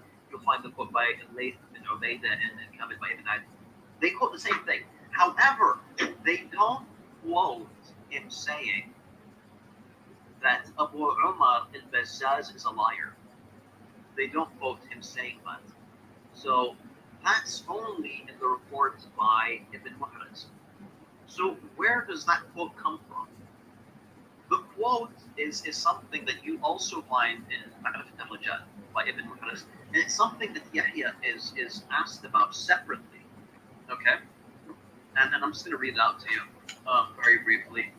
He says, قال سمعت يحيى بن معين يقول وذكر أبو عمر البزاز الكوفي. So he's saying, Ibn Muhriz is saying, I heard Yahya bin Ma'in say, and Abu Umar al-Bazzaz was mentioned. And he said, كان أبو عمر هذا كذاب. This Abu Umar is a liar. Okay. Now, here's something really interesting. Abu Umar al-Bazzaz. It doesn't say Hafs bin Sulaiman al-Bazzaz. It doesn't say Hafs bin Sulaiman al-Qari. It doesn't say Abu Umar al-Qari. It says Abu Umar al-Bazzaz. Now, even though Hafs was known as Abu Umar al-Bazzaz, it opens up a possibility that Yahya may have been speaking about someone else. And I've actually found someone who he may have been referring to, and who is actually a better candidate to be referred to as a liar. And that other person, and by the way, this is just a theory so far. Yeah, I need something set in stone, but it's a theory, and at the moment I'm leaning towards this. It makes a lot of sense to me. You had a narrator called Abu Umar al-Bazzar. Okay, in some books he's referred to as Abu Umar al-Bazzaz, and his name is Dinar bin Umar, and Dinar bin Umar was actually referred to as a liar by al-Khalili, and he used to be one of the officers of al-Mukhtar al-Thaqafi. Al-Mukhtar al-Thaqafi being the notorious liar, false prophet who used to claim that he used to be able to see the unseen. So that person was accused of lying by al-Khalili, and it seems to be quite likely that Yahya bin Ma'in may have been referring to him. And the reason, again, why I say this, I'd like to remind you, is you have 5 other students of Yahya quoting Yahya, speaking about Hafs, not calling him a liar. And none of the major critics of Hadith, whether it's Bukhari, Nasa'i, Hatim, Sur'a, Ali bin Madini, Muslim, Daraqutni, none of them, Ibn Hibban, none of them call Hafs a liar. So I believe that there's more to it than what it seems. But when Imam al-Bukhari says that tarakuh or matruh, that is very heavy. طيب.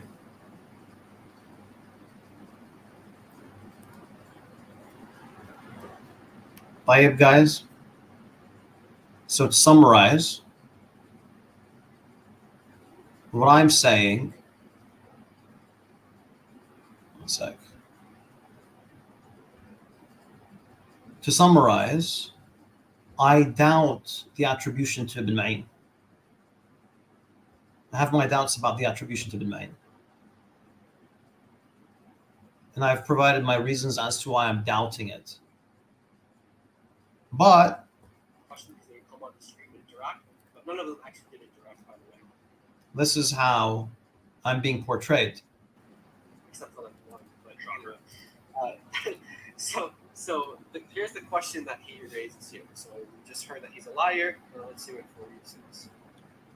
Okay, so there are 2 people who have, or at least 2 people who it has been attributed to that have said that Hafs is a liar. The first is Yahya bin Ma'in, and the second is Ibn Kharaj. That's the main concern. Because Yahya bin Ma'in is a major scholar of Hadith. So how is it possible that this major scholar of Hadith referred to Hafs as a liar?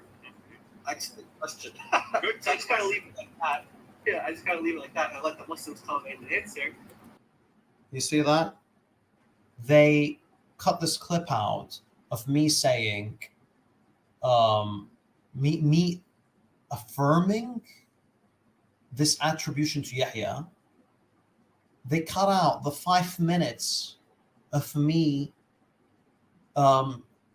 rejecting this or claiming that there's a problem with this and stating that all the other students of Yahya don't quote this, and that there is another person called Abu Umar al-Bazzar who has been referred to as Abu Umar al-Bazzaz, and that most likely is him. That most likely is the person he's talking about.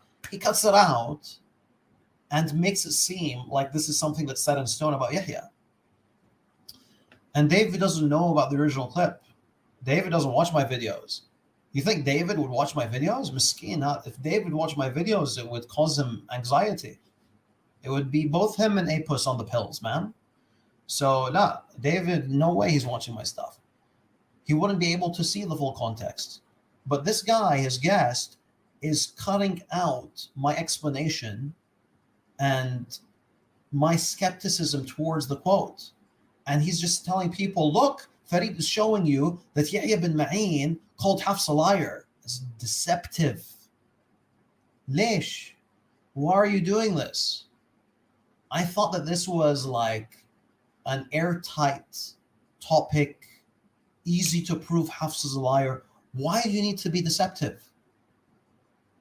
Not the first time, by the way. Not the first time. But he goes on to say, like, well, the context is that, his reading is the best reading, but he's a liar. So imagine the situation. You have, like, Asim is giving his students all, like, they're all, his best student is a liar, basically. So they're like, the best you got is a liar. That's your top guy. Good job. Yeah. Hey, where are we getting our Quran from? This guy. But he's a liar. He's still the best we've got. Yeah, exactly. But he's a fabricator. He's the best we got. He's a thief. He stole my book and never gave it back and then passed it off as his own. Which part of he's the best we could come up with didn't you understand? So they're reconciling between Yahya bin Ma'in, calling him a liar, and calling him the best reciter. This is how you deal with every single discussion about Hafs. About Hafs being a liar. Yeah. The easiest way to deal with this claim that Hafs is a liar is by asking them, where did he lie? In the Quran, in the Quran, in the Quran. This guy, man. This guy is miskeen. I'm asking, you're saying Hafs is unreliable in the Quran. Where did he lie in the Quran? By the way, there's actually a dirasa. There's I don't know, a master's thesis on the topic of Hafs's hadith. You should check it out, by the way. But you're accusing Hafs of lying in the Quran. Where did he lie? Give me an example of Hafs lying. So let's assume, let's assume that Hafs is a liar. Yahya bin Ma'in is saying that he's the best in the Quran. Does that mean that he's not the best in the Quran? Does that mean that he's unreliable in the Quran? Let's do this. Someone is a master at identifying fingerprints at crime scenes. Okay? But that person happens to be a drunkard. Does that mean that we need to toss away the whole field of crime scene investigation or the whole science behind identifying fingerprints? No, we're not saying that the guy is drunk while identifying fingerprints. And similarly, if the statement is correctly attributed to Yahya, which I doubt, don't cut this out. Don't cut out the part where I'm saying which I doubt. Don't cut that part out. All right? You've done it once. It already looks bad. You don't want to look bad again. طيب? If Yahya is saying that Hafs is a liar, and yet he's saying that Hafs has the best recitation, or the best recitation from Asim, that means that he didn't lie in his recitation. that means that he's correct in his recitation. Yeah, it's not confusing, guys. It's not confusing. Oh, yallah. Let's carry on. Exactly. You want to ask me about the source? Oh, yes. That's Hadith from Ibn Hajar al-Asqalani, which was one of the biggest. That's the great one. Yeah. Yeah. He's considered the best of the best. Yeah. In fact, ladies and gentlemen, when you're reading like Sahih al-Bukhari and so on, sometimes you'll see information in parentheses and so on. A lot of times that is commentary from Ibn Hajar al-Asqalani, clarifying things. Yeah, he his commentary. He's shocking. Yeah, he took out 800 years of Yeah. one of the classical scholars. Yeah, so this book is literally dedicated to, I guess you translate it like the refinement of all refinement. Like we're going to get here the best of the best. The refinement of the refinement. Yeah. So he gives you like the best information. And all this information is how Hafs is alive. Actually. That's the best. Wallah, guys. Now we have, I really, Bukhari now. I really don't think they even know what Tahdhib is about. I just got this feeling. I have this feeling they got no idea how this book came into existence. But yeah, let's just carry on. His book. So Al-Bukhari as well has a book on the narrators of Hadith. And he narrates the same story that where Shawaba says that Hafs took a book from me and did not return it, and used to take people's books and copy them. So this is from Al-Bukhari. Now Al-Bukhari is narrating the same exact thing. And he also says about here that people did thank him. He wasn't accepted. So Al-Bukhari. Another scholar here, another scholar of Hadith as well, Ibn Jozi. This is the book of Weak, the rejected narrators. He kind of narrates the same stories here, where it says. So I've actually dealt with this in my previous stream with Mansour. And the claim that Hafs stole a book, it's actually a claim that's made against Hafs bin Sulaiman al-Minqari. And you can find this quote in Tabaqat ibn Sa'd. So yeah, it seems to be a confusion that came into existence due to the similarity in the names. So yeah, this is not even referring to the same Hafs. This is a mistake. He's weak. He's not trustworthy. He's a liar. He's abandoned. People like Ahmed, Muslim, he said it, Bukhari about saying these things, and he fabricates hadith. He's a liar. He fabricates hadith, and he fabricates and forges. He forges chain of narration. So it's kind of like duplicating quotes from the other one. But this is another scholar now. First one is Ibn Hajar, and this one is Ibn Hajar. So check this out. So we talked about this hadith earlier. I gave you an example of weak hadith, and it's the one that says that basically you memorize the Quran, and you live by it, you make lawful, when it makes lawful, you become lawful, when it makes unlawful. Allah's going to admit you into paradise and then give you hand people that you deceive for, and who would originally have otherwise been sent or assigned to hell. So you probably imagine who would fabricate a hadith like this? Well, someone who memorized the Quran, probably. So why is this weak? Well, why is it weak hadith? Why? Because Hafs is in the chain. Hafs is the one narrating. Wow, guys, did you catch that? Did you catch that? So, guys, you can look up. Jamia Turbany 2905. It's about, hey, if you recite the Quran, you are the man. You recited it, you're good to go. And this is classified as a weak hadith. It's daif, it's weak, it's a little weakling, you can't trust it. And we say, why is this hadith weak? Why? We don't know. We see the grade, but we don't know why it's classified as weak. And Giant DOC here pointed out it's weak because it was transmitted by the same guy who gave 95% of the Muslims in the world the Quran that they use and trusted. This is literally what the Muslim scholars say for this hadith. This is literally what they say. They say, why is the chain not authentic? Why is it inauthentic? Because they say, why? Because Hafs is in the chain, and he's nothing. He's nothing in hadith. One of them says that. The other one says, Hafs was the only one to narrate it, and Hafs was weak in hadith, so therefore it's inauthentic. The other one says here, Hafs and Sulaiman, as a general rule, his hadith are authentic. The other one says here, by the way, if you notice, none of the hadith scholars here call Hafs a liar. Those that weaken this hadith, they don't call him a liar. They just say Hafs is the only narrator of this hadith, and due to this, we don't accept it. They say things like that. Yeah, let's go through it.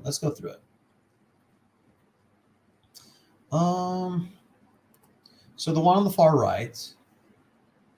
Yeah, so he says Hafs bin Sulaiman Amat hadithu ghair mahfuz. Right, so these narrations, they're not verified or not known, and that's why Ibn Adi rejects him. I don't even think that Ibn Adi is referring to this specific hadith, because Ibn Adi usually makes these statements at the end of like the biographies. So I don't think that Ibn Adi is accusing him for this report. But I need to check. I need to check what Ibn Adi says specifically. Al-Bayhaqi says Hafs bin Sulaiman تفرد به كان ضعيفا في الحديث, meaning Hafs bin Sulaiman is the only narrator of this hadith, and he's weak in hadith. Is he calling him a liar or not? He's saying he's weak in hadith. But he says Hafs bin Sulaiman is the sole narrator of this hadith. And because he's the sole narrator of this hadith, we cannot accept it. Because there's a possibility that it's wrong. There's a good possibility that it's wrong. Yeah. And then, of course, you have Ibn Qaysarani saying that Hafs bin Sulaiman is nothing in hadith. That's it. So no one here is accusing him of lying. General rule is hadith are not preserved due to his weakness. So this hadith that I've showed right here, this one right here, the scholars are telling us, 3 different scholars here, like Al-Albani, for example, is one of them, is telling us that actually, anyway, maybe not one of these ones, but he also says that it's weak as well. But from what I remember, I have to really get that source. But anyway, we have all these 3 different scholars here, 3 different scholars of hadith who are grading it and telling us why is this very hadith rejected, because Hafs is bullshit. That's it. So Hafs, That's the only reason they cited yeah, Hadith. that's it. Yeah. So okay, amazing. And so you might think that's it. Okay, so yeah, Hafs is like that's the reason. Hafs is bad. Okay, what about the other people in the chain? What do these scholars say about them? Way worse. It gets worse. So let's cross It him gets out. worse. Yeah, it gets worse. Yeah. It gets So worse now than the guy who gave you your Quran and the version is named after is a big liar. Shuvah. You hear that, guys? It gets worse. Not they're worse. He says it was worse. Let's see. What does he say again? What did he say? It gets worse. So let's cross It him gets out. worse. It's way worse. Yeah, it gets worse. Yeah. It gets So now worse we- than the guy. She's saying it's way worse. It's way worse than Hafs. يعني Hafs is a liar. Okay? Allegedly, Hafs is allegedly. I have to say allegedly. I have to say allegedly because if I don't say allegedly, they're gonna cut me off. They're gonna cut it and they're gonna be like, shuf, Farid accuses Hafs. طيب. The guy who gave you your Quran and the version is named after is a big liar that can't be trusted with a hadith. Exactly. You have hadith, but you trust him with your eternal life, with your forever life. So now let's go to the guy who you guys are awesome. So what do they say Awesome. about him? What do they say about him? Is he reliable? All right, let's see. So this is what the scholars say, and these are like selective. You get some like scattered, scholars who say something good thing here and there, but just kind of just to show, make the point here. He made many mistakes in hadith. He was not good at memorization. Listen to what this one says here. Anyone scattered. So this is what this called. And the version is named after is a big liar that can't be trusted with a hadith. Exactly. You have hadith, but you trust him with your eternal life, with your forever life. So now let's go to the guy who you got from Austin. So what do they say about him? What do they say about him? Is he reliable? All right, let's see.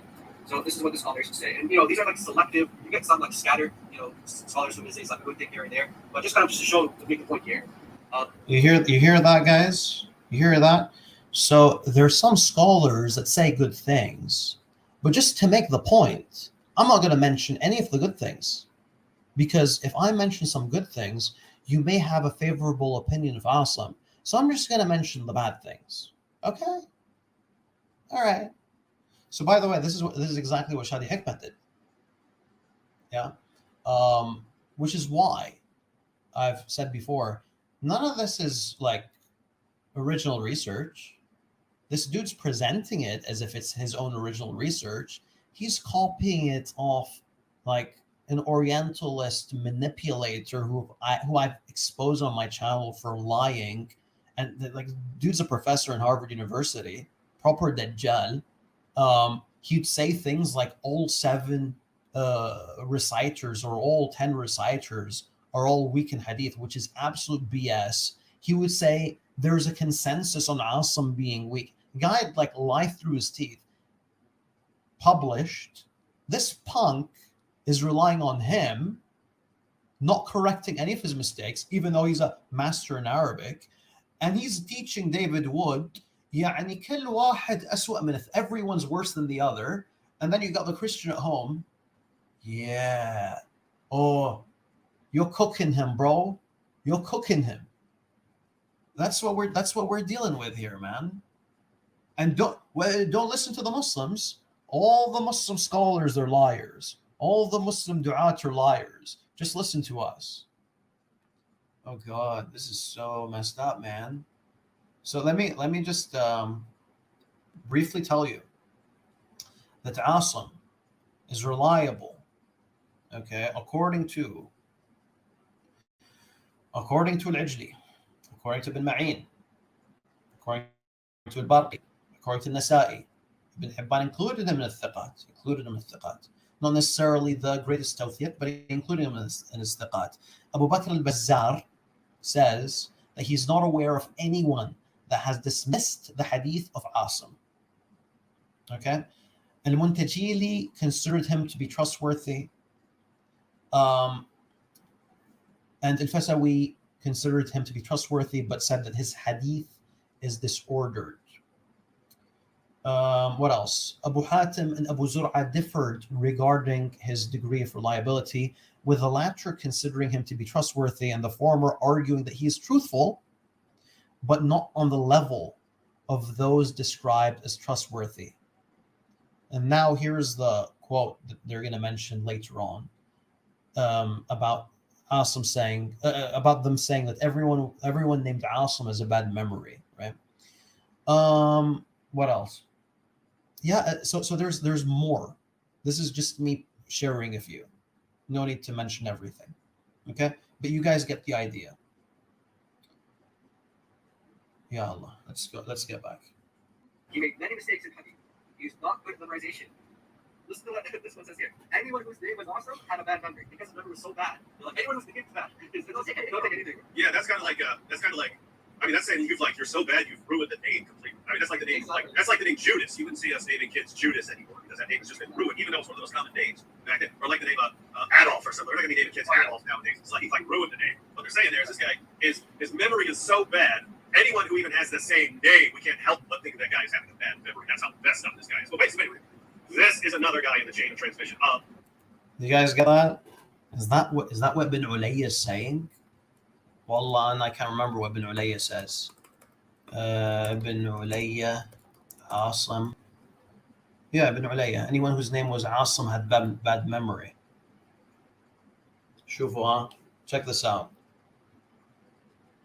Check this out. قال أبو بكر بن عياش سمعت أبا إسحاق يقول ما رأيت أقرأ من عاصم. I do not know anyone who is as great as a reciter as Asim. شوفوا ها, check out what Imam Ahmed says. He says كان رجلا صالحا قارئا للقرآن وأهل الكوفة يختارون قراءته. He says the people of Kufa choose his recitation, and I choose his recitation. هذا Imam Ahmed. Look at Subhanallah. Look at Subhanallah how they make Asim appear to be. It almost seems like everyone thought that Asim was senile. That's what it seems like. Asim was a Kufan. The people of his city chose his recitation. Yeah, I'm struggling to find the Ibn Ulayya quote, even though I remember it being here. But I do recall reading it. But it's got nothing to do with Asim is so weak. Everyone who's named Asim becomes weak. Like no one. This was not understood by anyone. Okay. Here it is. Okay. وقد تكلم فيه ابن علية فقال كان كل من اسمه عاصم سيء الحفظ. He's just making this general statement. The people who are named Asim just generally have a bad memory. It's like a pattern. It's a pattern he noticed. Yeah, like everyone I know whose name is. Right, let's carry on. The Quran that 95% of the world's Muslims use. Yeah. So it's a lie, I think, stuff from the Bible. Yeah, they say like he became senile before he died. And, they said like. Okay, طيب شوفوا. He said he became senile before he died. What's the problem? What's the problem if it doesn't affect his recitation? Did this affect his recitation? Prove it. You're on a live stream with David Wood. He's always been senile. And like, I don't see this causing you to distrust him. Let's carry on. What was wrong with him? Well, nothing was wrong with him except his memory. Well, it's kind of a big deal, right? It's kind of a big deal. Yeah, for transmitting information. Yeah. That was his only job. Yeah, you had one job. One job. Bro, wallah, subhanallah. Wallah, the cringe, man. Ya, the cringe, ya Allah. So, Ya Allah. Help me. Yeah, this cringe is killing me. هذا subhanallah.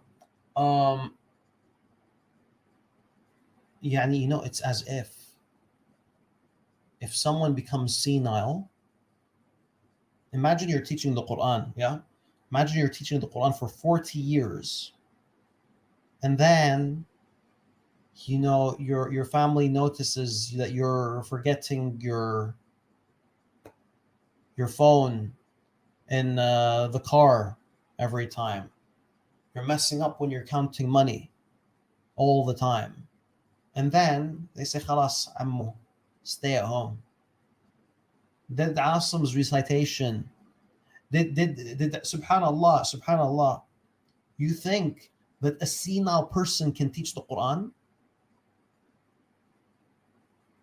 You think that someone that has that is unable to memorize something will be sitting there in the masjid and he's mumbling to himself and he's clearly lost his marbles and everyone's just going to be going to him and learning the Quran? Yeah, and you're going to say yes, but that's because one, you're uncharitable. Two is because you guys are malicious. Three is because you guys just hate Islam so much that you make idiotic claims.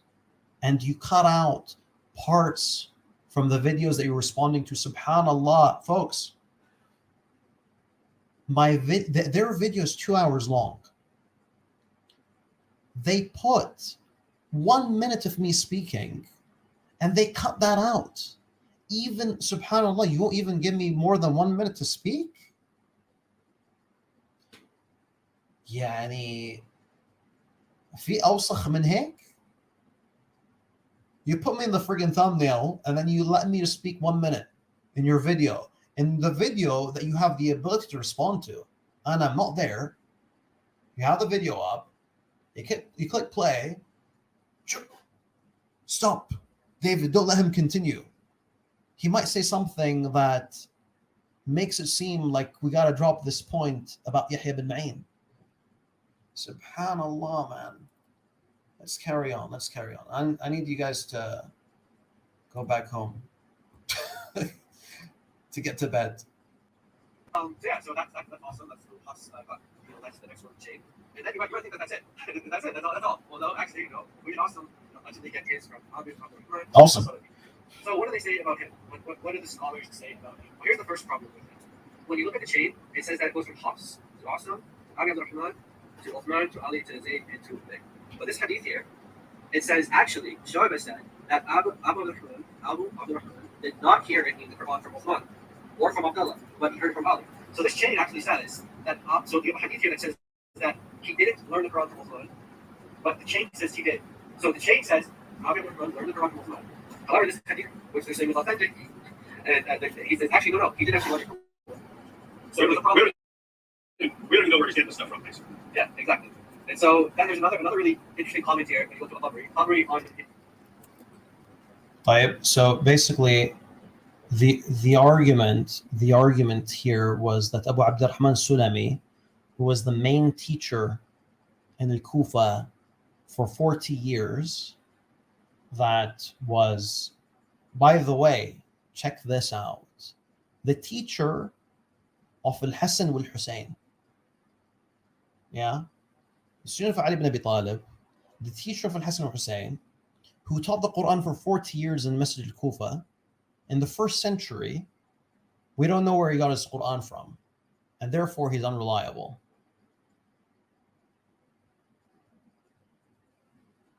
I don't mind. And I actually, when people ask me about Abd al-Rahman's recitation, I say he took it from Ali ibn Abi Talib.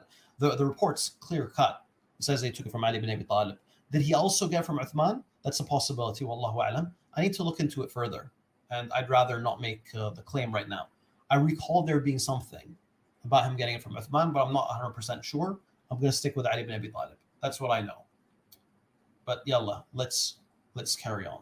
His commentary on chapter 18, verse 28, he says that the reading of Ar-Rahman was hated by the scholars of the Arabic language. And so hated by Arabic scholars. Yeah, like the way that he worded things in the Arabic, it would like hurt their ears. They're like, oh no, we hate this, we hate this, we don't want to do that. Shaval, you guys got that? Abu Abdurrahman Sulami his recitation was hated by scholars, according to Tabari. Subhanallah. He's referring to one specific example. One word. This is Surah Al-Kahf, verse 28. And the verse Bil-Ghadati wal-Ashi, it's recited by Abu Abdurrahman al-Sulami as Bil-Ghuduwati.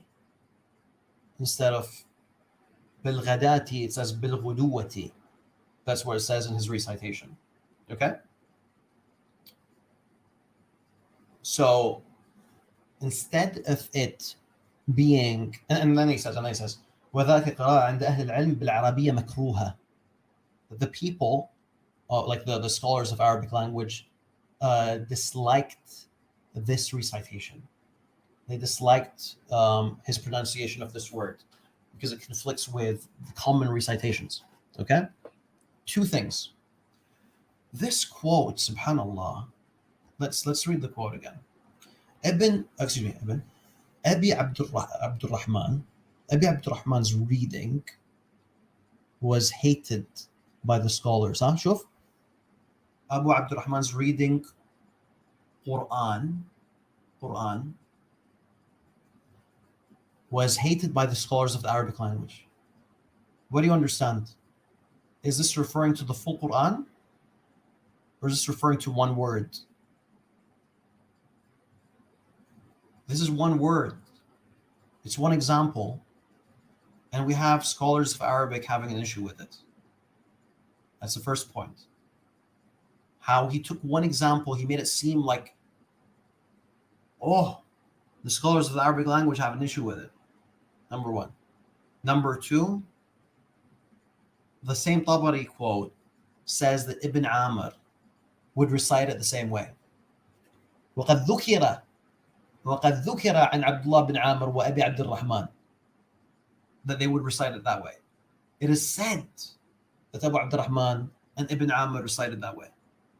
طيب يا حبيبي, if the main reciter of Sham and the main reciter of Al-Kufa recited that word in that specific way, Kufa, Sham, Syria, Iraq, then guess what? Anyone that criticized them for that is mistaken.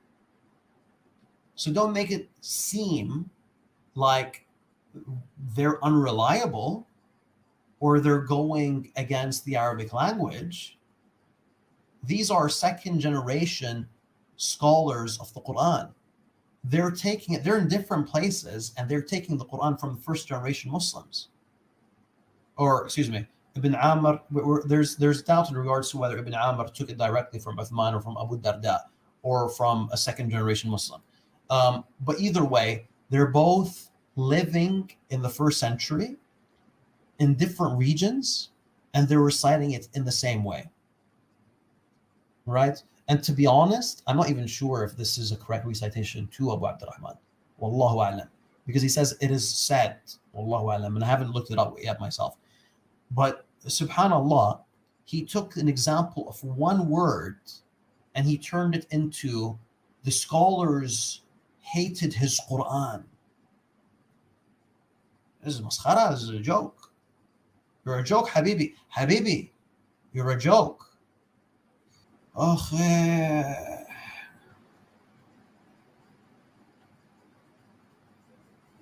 Yeah, I think the problem is who these people look up to, man. So there you go. Now you can cross him out, and this is what you get at the end. Hafs is a liar, a thief, fabricator, unreliable, distorter. Awesome, he's a bad memory, it's unreliable. And then Abu Rahman, his Quran was hated by the scholars. One people the chain says that he did. Just based on, so to clarify, again, for anyone who's like, this is the transmission of the Quran that was basically imposed on Muslims. This process wasn't, hey, let's go with the best manuscripts and come out with a Quran that is, شنو حبيبي يا حبيبي شوف يا أخي punk. He's saying, why don't they use best manuscripts? شنو best manuscripts, bro? What best manuscripts? What are you talking about? And these are reciters from like the 3rd century. The manuscripts that are written are there to fit into their recitations. If you're going to go for a canonical Uthmanic manuscript, Al-Rasm al-Uthmani from the 1st century, what's that going to lead you to? You're still going to have different recitations there. Yeah, let's say, for example, you have 1st century, you have a Kufan manuscript, or let's say, ignore Kufan because we don't want to do a Hafs. You got a Medani manuscript. Yeah, so it fits into the Nafi' recitation. And then you got a Basri manuscript, which is closer to Abu Amr bin Ala''s recitation. طيب, and then what? Now we're going to get rid of Hafs, so we're just going to rely on these two. What is this? Like David, when he's talking about it, you can sense that he's got no idea what the hell's going on. Never read the book on Ulum al-Quran in his life, except if it was like polemical material against Islam. That's probably the only thing he's read. He's completely lost. Yeah, so Ibn Amr does recite it like that. It'd be interesting if we could find out if Abu Abdurrahman did. Let me see. Yeah, wallahu a'lam. I don't know. But this does seem to be attributed to Abu Abdurrahman, even though it wasn't recited by Asim and it was not mentioned as an example. Okay, let's see. Here is in one classical text. Hey, check it out. Yeah, check it out. The recitation of Bilghudwati, was recited by Ibn Amr, Abu Abdurrahman al-Sulami, Al-Hasan al-Basri, Malik bin Dinar, Abu Rajal al-Atardi, Nasr bin Asim al-Laythi. You got 1, 2, 3, 4, 5, 6 reciters reciting it like that. So, frankly, it doesn't matter. It doesn't matter if someone's unfamiliar with the recitation or critiques it for sounding strange, according to some Arabic scholars, because you had major Quranic reciters from different regions reciting it the same way. Okay? As the best chain of transmission or to get the best manuscripts for it. It's just what's imposed by the Ottoman Empire charged. And the chain of transmission for that Quran. So again, we got different Qurans in different parts of the world, different with contradictory meanings in those Qurans. The question is, who? Contradictory meanings, man. What are you talking about, bro? David, you got to do this. You can't just spout stuff like that without trying to prove it. You can't just make claims like that, bro. It's the correct reading. 95% Muslims have that foisted upon them. A Quran that's transmitted by Hafs, who's considered by Muslim scholars a liar, a thief, a fabricator, a distorter, someone who's generally unreliable. By the way, Wissam comments on this idea of what they were saying earlier in the stream. They're saying that only 1% of manuscript variants influence the meaning of the text. Huh? Only 1% of the variants influence the meaning of the text. By the way, that's like a very conservative estimate. Wissam says estimates of total variance range from 400,000 to 800,000. Yani 1% of that is 4,000 to 8,000 variants that influence the meaning. He got it from Asim, who's known for his bad memory. He had was to remember stuff, and they said he has a bad, but he's bad at that. He's bad at the one thing, and the one job he has, he's bad at. So he's unreliable. And then, of course, that came from Abi Abdul Rahman, and the Arabic guys, the experts, the kings of Arabic during his time hated it. They thought that his Arabic was garbage. And Shufu, huh? Who are the kings of Arabic that thought that Abu Abdurrahman's recitation was garbage? The dude got this quote. I don't know, by the way. I don't know where he got it from. يعني مو مستواك. This is someone actually looked into Tafsir Tabari to find this quote. So sure, it's not you. You're probably ripping it off someone else. Wallahu a'lam.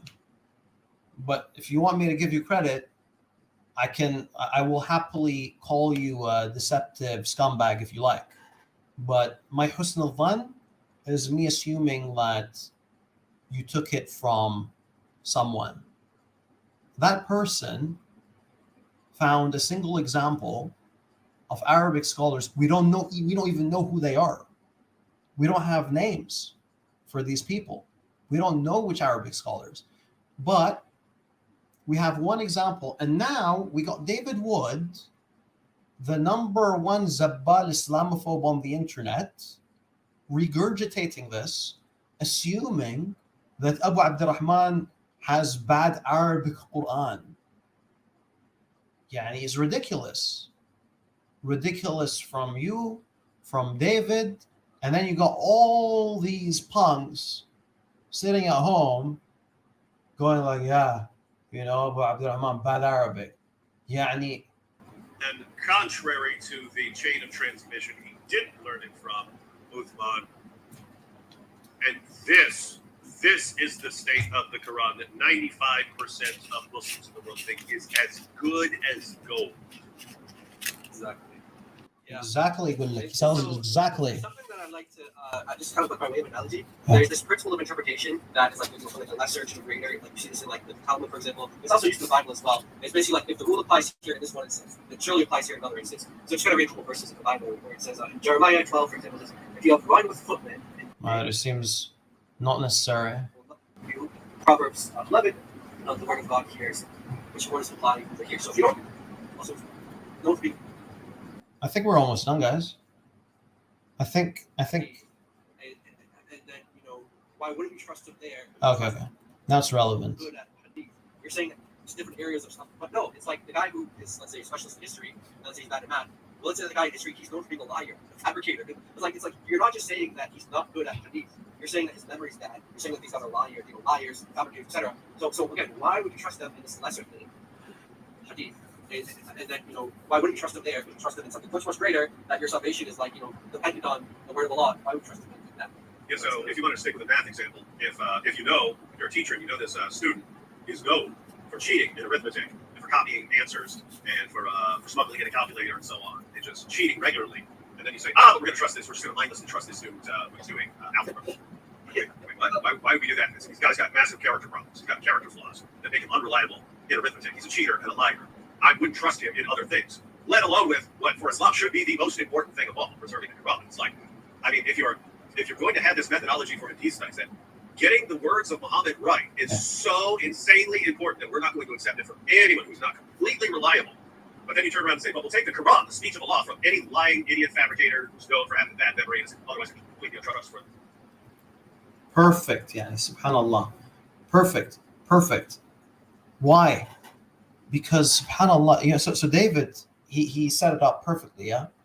He's like, this guy, he's like the worst, bad memory, liar, messed up, and you're not taking hadith from him, but you're taking Quran from him.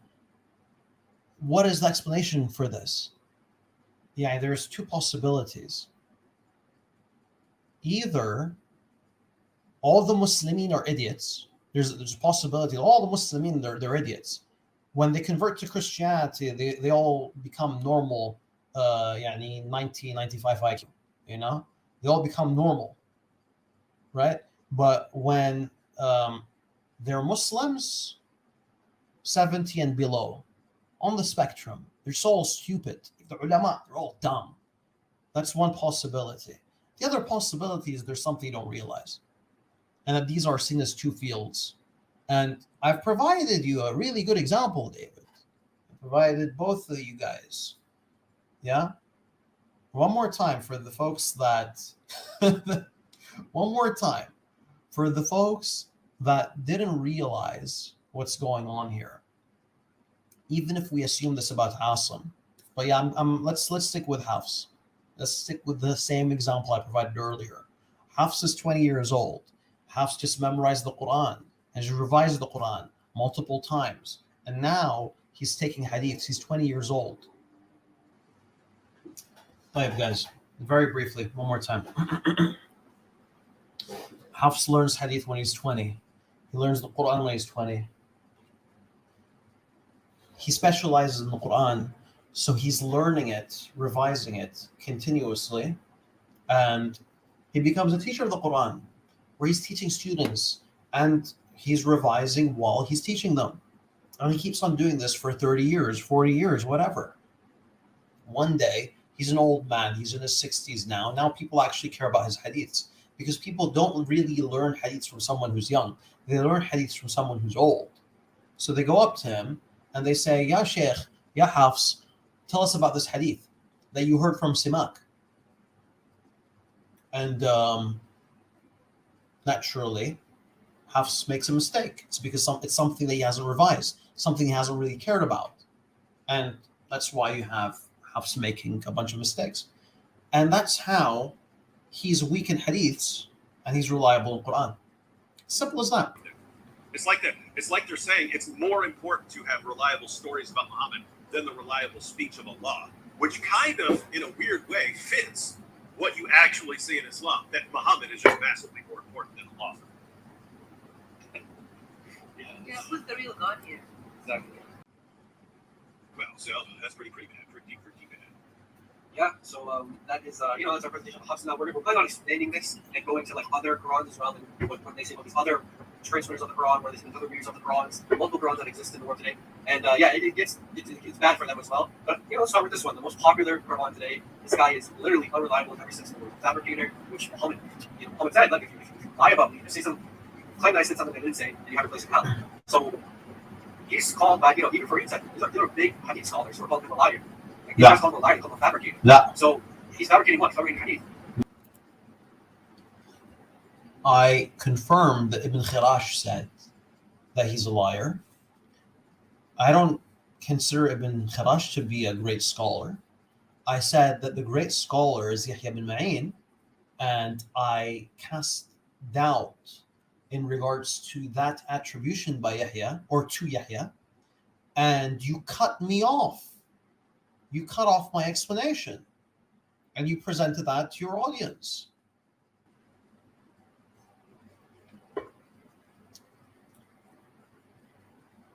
Don't expect us to respect you, bro. No one should respect you.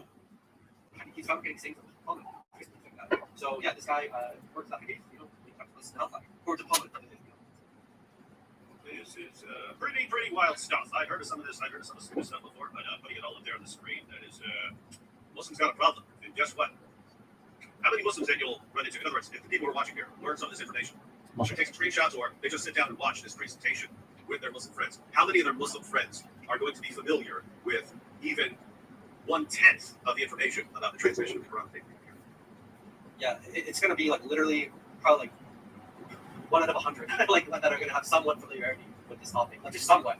Like I said, when we did the presentations on non-logic stream, we had a bunch of people come up, and some of them spoke Arabic as well, and they were saying like, yeah, we don't really know the topic, but they at least confirmed, we showed them the Arabic what it said, like, yeah, that's completely correct, what it says. And so the ones who actually came up to deal with what we were going over, they didn't actually, the familiarity, what I'm trying to say, the familiarity for the Muslims is just very, very, very low with this topic. So if you study this topic out, you use this material for the glory of God, we pray that this will be used to open the eyes of Muslims. And you guys are shocked to see how many Muslims, the Quran that they say they're so proud of, they say, oh, we've memorized this when we were little kids and this and that. Once they learn these little details about it, these facts about it, be surprised at some of the reactions. Yeah, guys, so the idea here is I would watch this. I would watch this. If this is something you want to use. Guys, this is, earlier I was saying you just have to be relentless.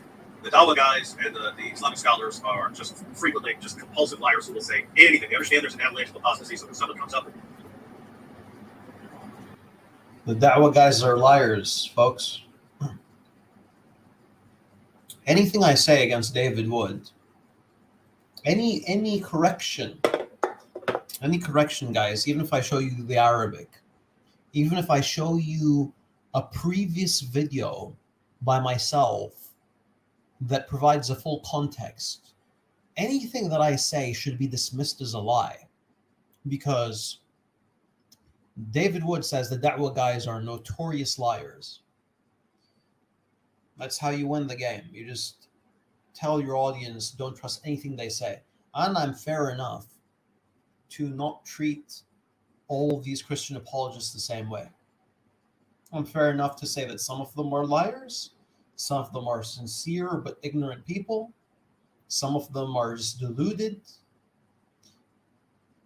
Let's just say that I don't have the highest opinion of the people on this stream. Let's just say that. Doubts. Hey, I heard there are differences in the Quran. You guys told us that they'll just say anything. They'll just say anything to calm this person down and keep him in Islam, which means they're not going to hear this. Muslims are not going to hear this from their Dawah guys. They're not going to hear, oh, the Quran we all use, it's actually by it comes from it's transmitted by no fabricator, got it from a guy with bad memory, who knows what. It was considered terrible Arabic. They're not going to tell you any of that. They're not going to say any of that.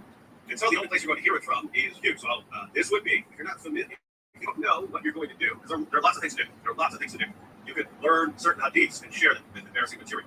You can learn to respond to Muslim arguments against Christianity. You can learn what the Quran says about life, share that information. All sorts of areas. There are all sorts of areas where you can be effective. This would be one of them, and this would be kind of cutting edge because they just got past the idea of perfect preservation. Now they're wrestling with what's going to be our new story. And so first, what? Did Muslims give up on perfect preservation? That's strange, because remember, multiple recitations was something that Muslims have always taught. I'll tell you something, guys. You know when like they make this claim that the person that discovered multiple recitations is Hatun. She went to a bookstore, and it was an Islamic bookstore, and they had masahif and different recitations, and she discovered this.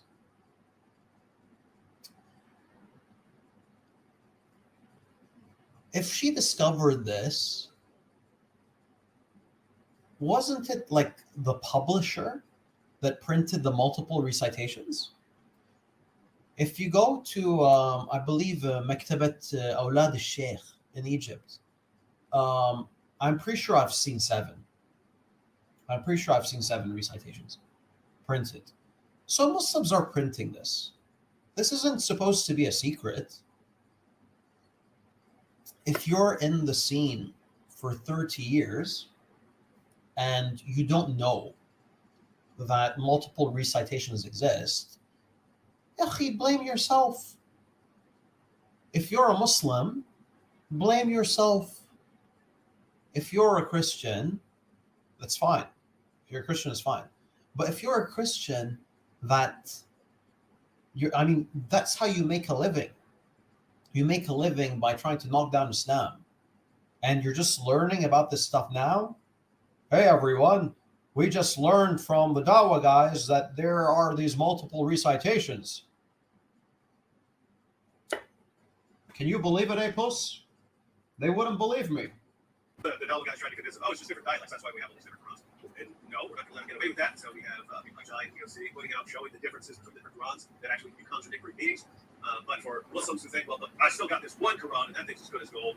If you show them some of this, and keep in mind, you could just take a screenshot of some of the assessments of Hafs as a translator, and you can just ask your Muslim friend, hey, the Quran you use is the Hafs version. Here's what Hadith translators thought about Hafs' reliability. They called him a liar. They called him the liar, the fabricator, the thief. So why do you trust this guy's Quran? Ask that. Guess what? They've never heard it before. They've never heard that before. And so they're going to have to start looking that up. Then they're going to go to the Dawaga. Who's going to lie to them? Who's going to lie to them? But then, they're going to come back with the lie they got from the Dawaga. And you might have to give them a little more information. But this is just what we have to do. It's just what we have to do. So, yeah, good stuff. This is the cutting edge stuff. Because, again, they're coming out of one line, and they're trying to figure out what the next line is going to be. And then we're wrestling with them so that the new line does not become ingrained, and Muslims are trying to disrupt the new line as they're. So these are cool times. All right, thanks, John. You'll see someone did point out. What's that? I just want to say, by the way, there's also a Shia scholar who, I think like 1970s or something like that. Yeah. He actually, not like it's not original with him, but he actually wrote like there's like I don't know, a book or like an article or a journal or something like that, where he did this whole thing like as a Shia Muslim. Like he actually said. Yeah. So what he's referring to is Kitab al-Khu'i. Al-Khu'i has a book on speaking about the narrators of the recitations. You know what's amazing, guys? What's amazing about this? Al-Khu'i wrote a book. It includes a section about this. Like a section where he's talking about Hafs and Asim and Nafi and all the major reciters, and he's quoting what the scholars have said in praise of him, and what scholars have said in criticism of those reciters. What blows my mind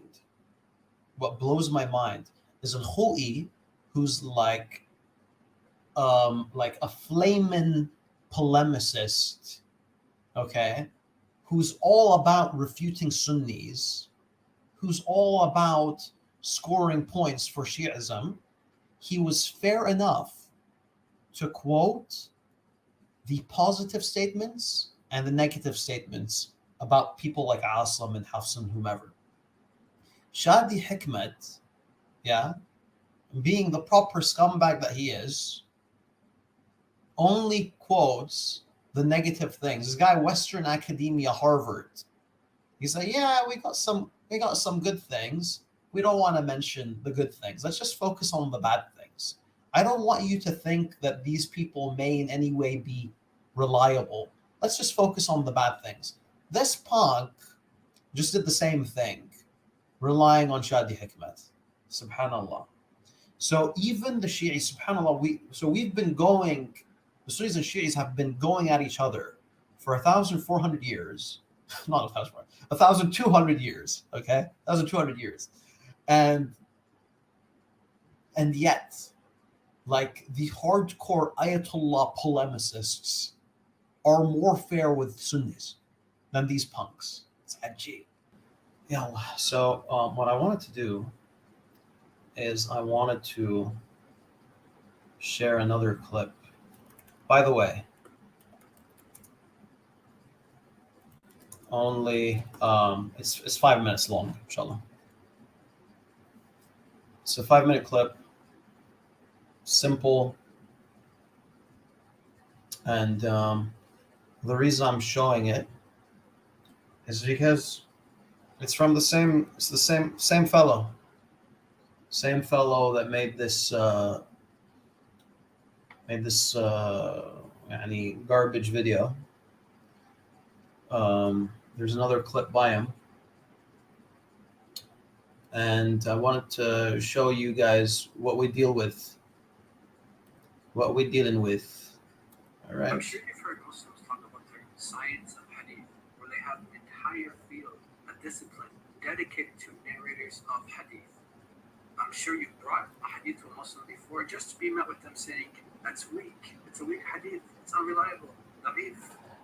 One of the narrators whose Hadith are graded as da'if or weak or unreliable is none other than Hafs.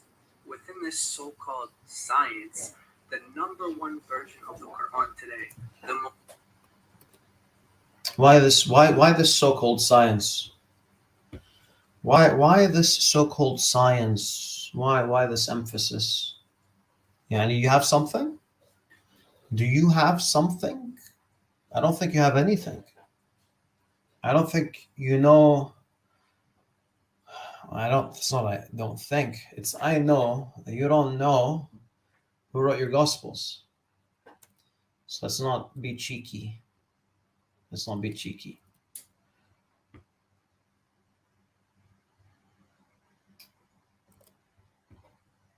Most popular version of the Quran used throughout the Muslim world. The narrator of this version of the Quran, Hafs, is classified as untrustworthy, unreliable, a liar, and even worse. That's right, the same methodology that Muslims utilize in order to determine which chain of narration or which transmission or isnad is reliable also informs us that their most popular Quran. By the way, the video I did on Da'wah Wise, just type in Farid Da'wah Wise Hafs. It includes the full defense of Hafs. So anything they did after that is they're just repeating the same stuff, man. Comes from a lying, untrustworthy source. This is according to Muslim scholars, not atheists, not agnostics, not Jews, not Christians. So just notice one thing, yeah. Yeah, he's so untrustworthy. He's so untrustworthy that you guys need to falsely translate statements. He's so untrustworthy that you need to clip me out of context and distort the things that I say. He's so untrustworthy. Muslim scholars, such as popular Hadith scholars, such as people like Imam Muslim, Imam Bukhari, and other big Imam names Awesome. in Islam. Without further ado, here's Farid, or Sheikh Farid. Wait, Farid, Sheikh Farid. Sheikh Farid knows that. صح. Sheikh Farid. صح. Sheikh Farid. In relation to Hafs, the scholars of Hadith spoke about him in relation to the narration of Hadith. So like the Bukhari said Taraku, and also Muslim called Matruk. But some scholars of Hadith also claim that he was a Kadhab. So how do we deal with that? Like Ibn Khirash and others. Yeah. Okay. So there are two people who have, or at least two people who has been attributed to that have said that Hafs is a liar. The first is Yahya ibn Ma'in, and the second is Ibn Khirash. That's the main concern. Because Yahya ibn Ma'in is a major scholar of Hadith. So how is it possible that this major scholar of Hadith referred to Hafs as a liar? Yahya said, this Abu Umar is a liar, referring to Hafs. Now I want you to keep a couple of things in mind here. Firstly, this statement is actually a statement in which he's saying that Hafs's recitation is the best recitation from Asim. Okay? Now, imagine that. Imagine referring to someone as a liar, but saying that his recitation is the best recitation. So what does that mean? That means that there are no specific issues with the recitation of Hafs. Listen to what Sheikh Farid says here. He doesn't dispute the fact that his scholars call Hafs a liar. He just says that this one scholar, Yahya ibn Ma'in, said,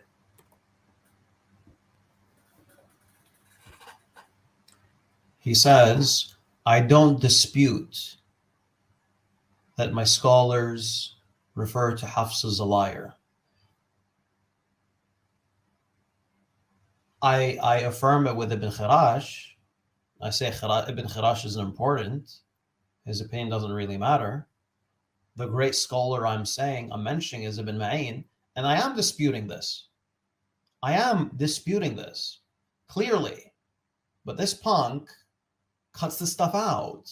That Hafs is a liar, and then says that Hafs' narration of Asim is the best narration or recitation, as Sheikh Farid says. He's a liar, but he's the best student that Asim had.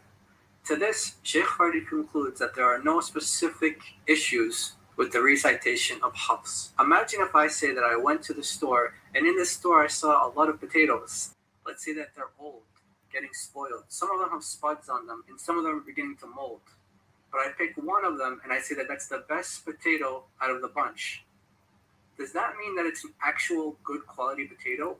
or that it's just better than the others? If someone that is classified as a liar, يعني I'm not surprised. I'm not surprised this is the level that we're dealing with, يعني. Because لا, of course, يعني he's explaining to an audience with this huge confirmation bias, and they're just like nodding their heads. He's trying to keep them entertained. Shows videos of potatoes, sings the potato song.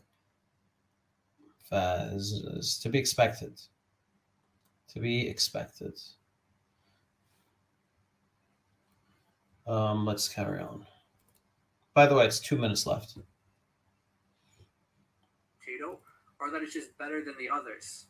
If someone that is classified as a liar by your own methodology of determining who's reliable in the best recitation of the Quran that you have, then imagine how bad the others were. The best is a liar. How bad are the others? Your best and most popular Quran that you have today is from a liar. Whoa. How do you Muslims accept this? Let's continue on and hear Sheikh Farid's challenge. طيب. Okay. Guys, is the intention, like if we assume that this statement by Ibn Ma'in is correctly attributed to him, attributed to him. I'm not affirming that he said this, all right? So if he said this, then when he says that the best person is a liar, does he mean that we cannot rely on anything from Hafs? We cannot rely on any recitation? Is that the intention from the claim? Or is the intention from the claim is, despite him being a liar, he's completely reliable in the recitation of the Quran? Clearly, it's a second, because there's no reason to even say something like the best is a liar. That would be Yahya bin Ma'in rejecting all recitations from Asim. Why doesn't he do that? Why doesn't Yahya say there are no proper recitations from Asim, for example? So yeah, clearly from his statement, which again, I dispute, because as I said previously, you have multiple students of Yahya bin Ma'in quoting this from him without including that part about Abu Umar al-Bazzaz, i.e. Hafs, or Abu Umar al-Bazzar, as I've mentioned in my previous video. Yeah, like a reconciliation would be, he is a liar, allegedly. Again, allegedly. If Yahya bin Ma'in said this, which I dispute, but he's reliable in recitation. What's so hard? And now, to drive this point home, I'm going to make my final point. Okay? I'm going to make my final point about Hafs to prove that he is reliable in recitation. People that make this claim, they often repeat this claim, but they never bring an example. And it's something I say in the comments all the time in my videos. I say, where did Hafs lie? Show me an example of Hafs lying, and they never provide an example. Here's an example from a source that includes your Yahya, the big Hadith. Example. Ana, am I speaking about the Quran? We're speaking about the Quran. We've been speaking about the Quran for like 4 hours. Yeah, this guy. It's been 3 years. 3 years, I think it's been 3 years. It's been 3 years, and he's still unable to provide a single example of Hafs lying in a recitation. But let's see. I'm just curious. Let's see the example of Hafs lying in the Hadith. Yeah, let's see. And I can't remember what he did here. Show me an example of Hafs lying, and they never provide an example. Here's an example from a source that includes your Yahya, the big Hadith scholar. And there are many sources that mention this. Hafs used to steal books from people and copy them. Then he would give completely fake stories without any evidence. He would lie, steal, plagiarize, all the... SubhanAllah, I responded to this in the same stream. the same stream he's quoting, I responded to this. It's ajib. It's ajib. Oh, yeah. According to your own scholars. So you want an example of how he lied? This is how. Through his thievery, plagiarism, and creating fake stories. And this is the guy you trust to take the Quran from. Is unable to provide a single example. By the way, stealing a book is not a lie. Stealing a book, Habibi, stealing a book is not a lie. Yo guys, you see this book? I'm a liar now because I stole it. Let me give you an example. Let me give you an example of a lie. Okay? I'll show you how it's done. Maybe you need an example. Oh, okay, I found it. SubhanAllah, guys. SubhanAllah, I found it. Hey chat, I found a lie in the Bible. Yalla, bismillah.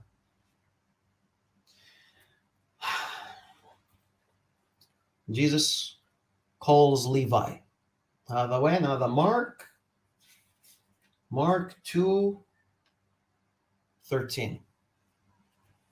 Okay. He went out again beside the sea, and all the crowd was coming to him, and he was teaching them.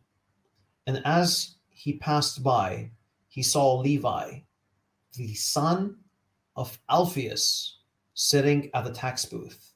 And he said to him, "Follow me." And he rose and followed him. Right? So this is a verse in Mark about Jesus finding one of his earliest disciples and him bringing him as a disciple, and Levi following him. Right? Other Levi.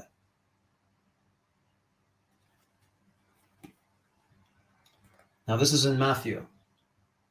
Okay? As Jesus passed on from there, he saw a man called Matthew sitting at the tax booth. Huh? Ajib. Because the first one says Levi, the son of Alphaeus, sitting at the tax booth. Here it says, where did it go, man? It says, he called Matthew. He saw a man called Matthew sitting at the tax booth. And he said to him, "Follow me." And he rose and followed him. Right? So the thing is this, yeah, folks.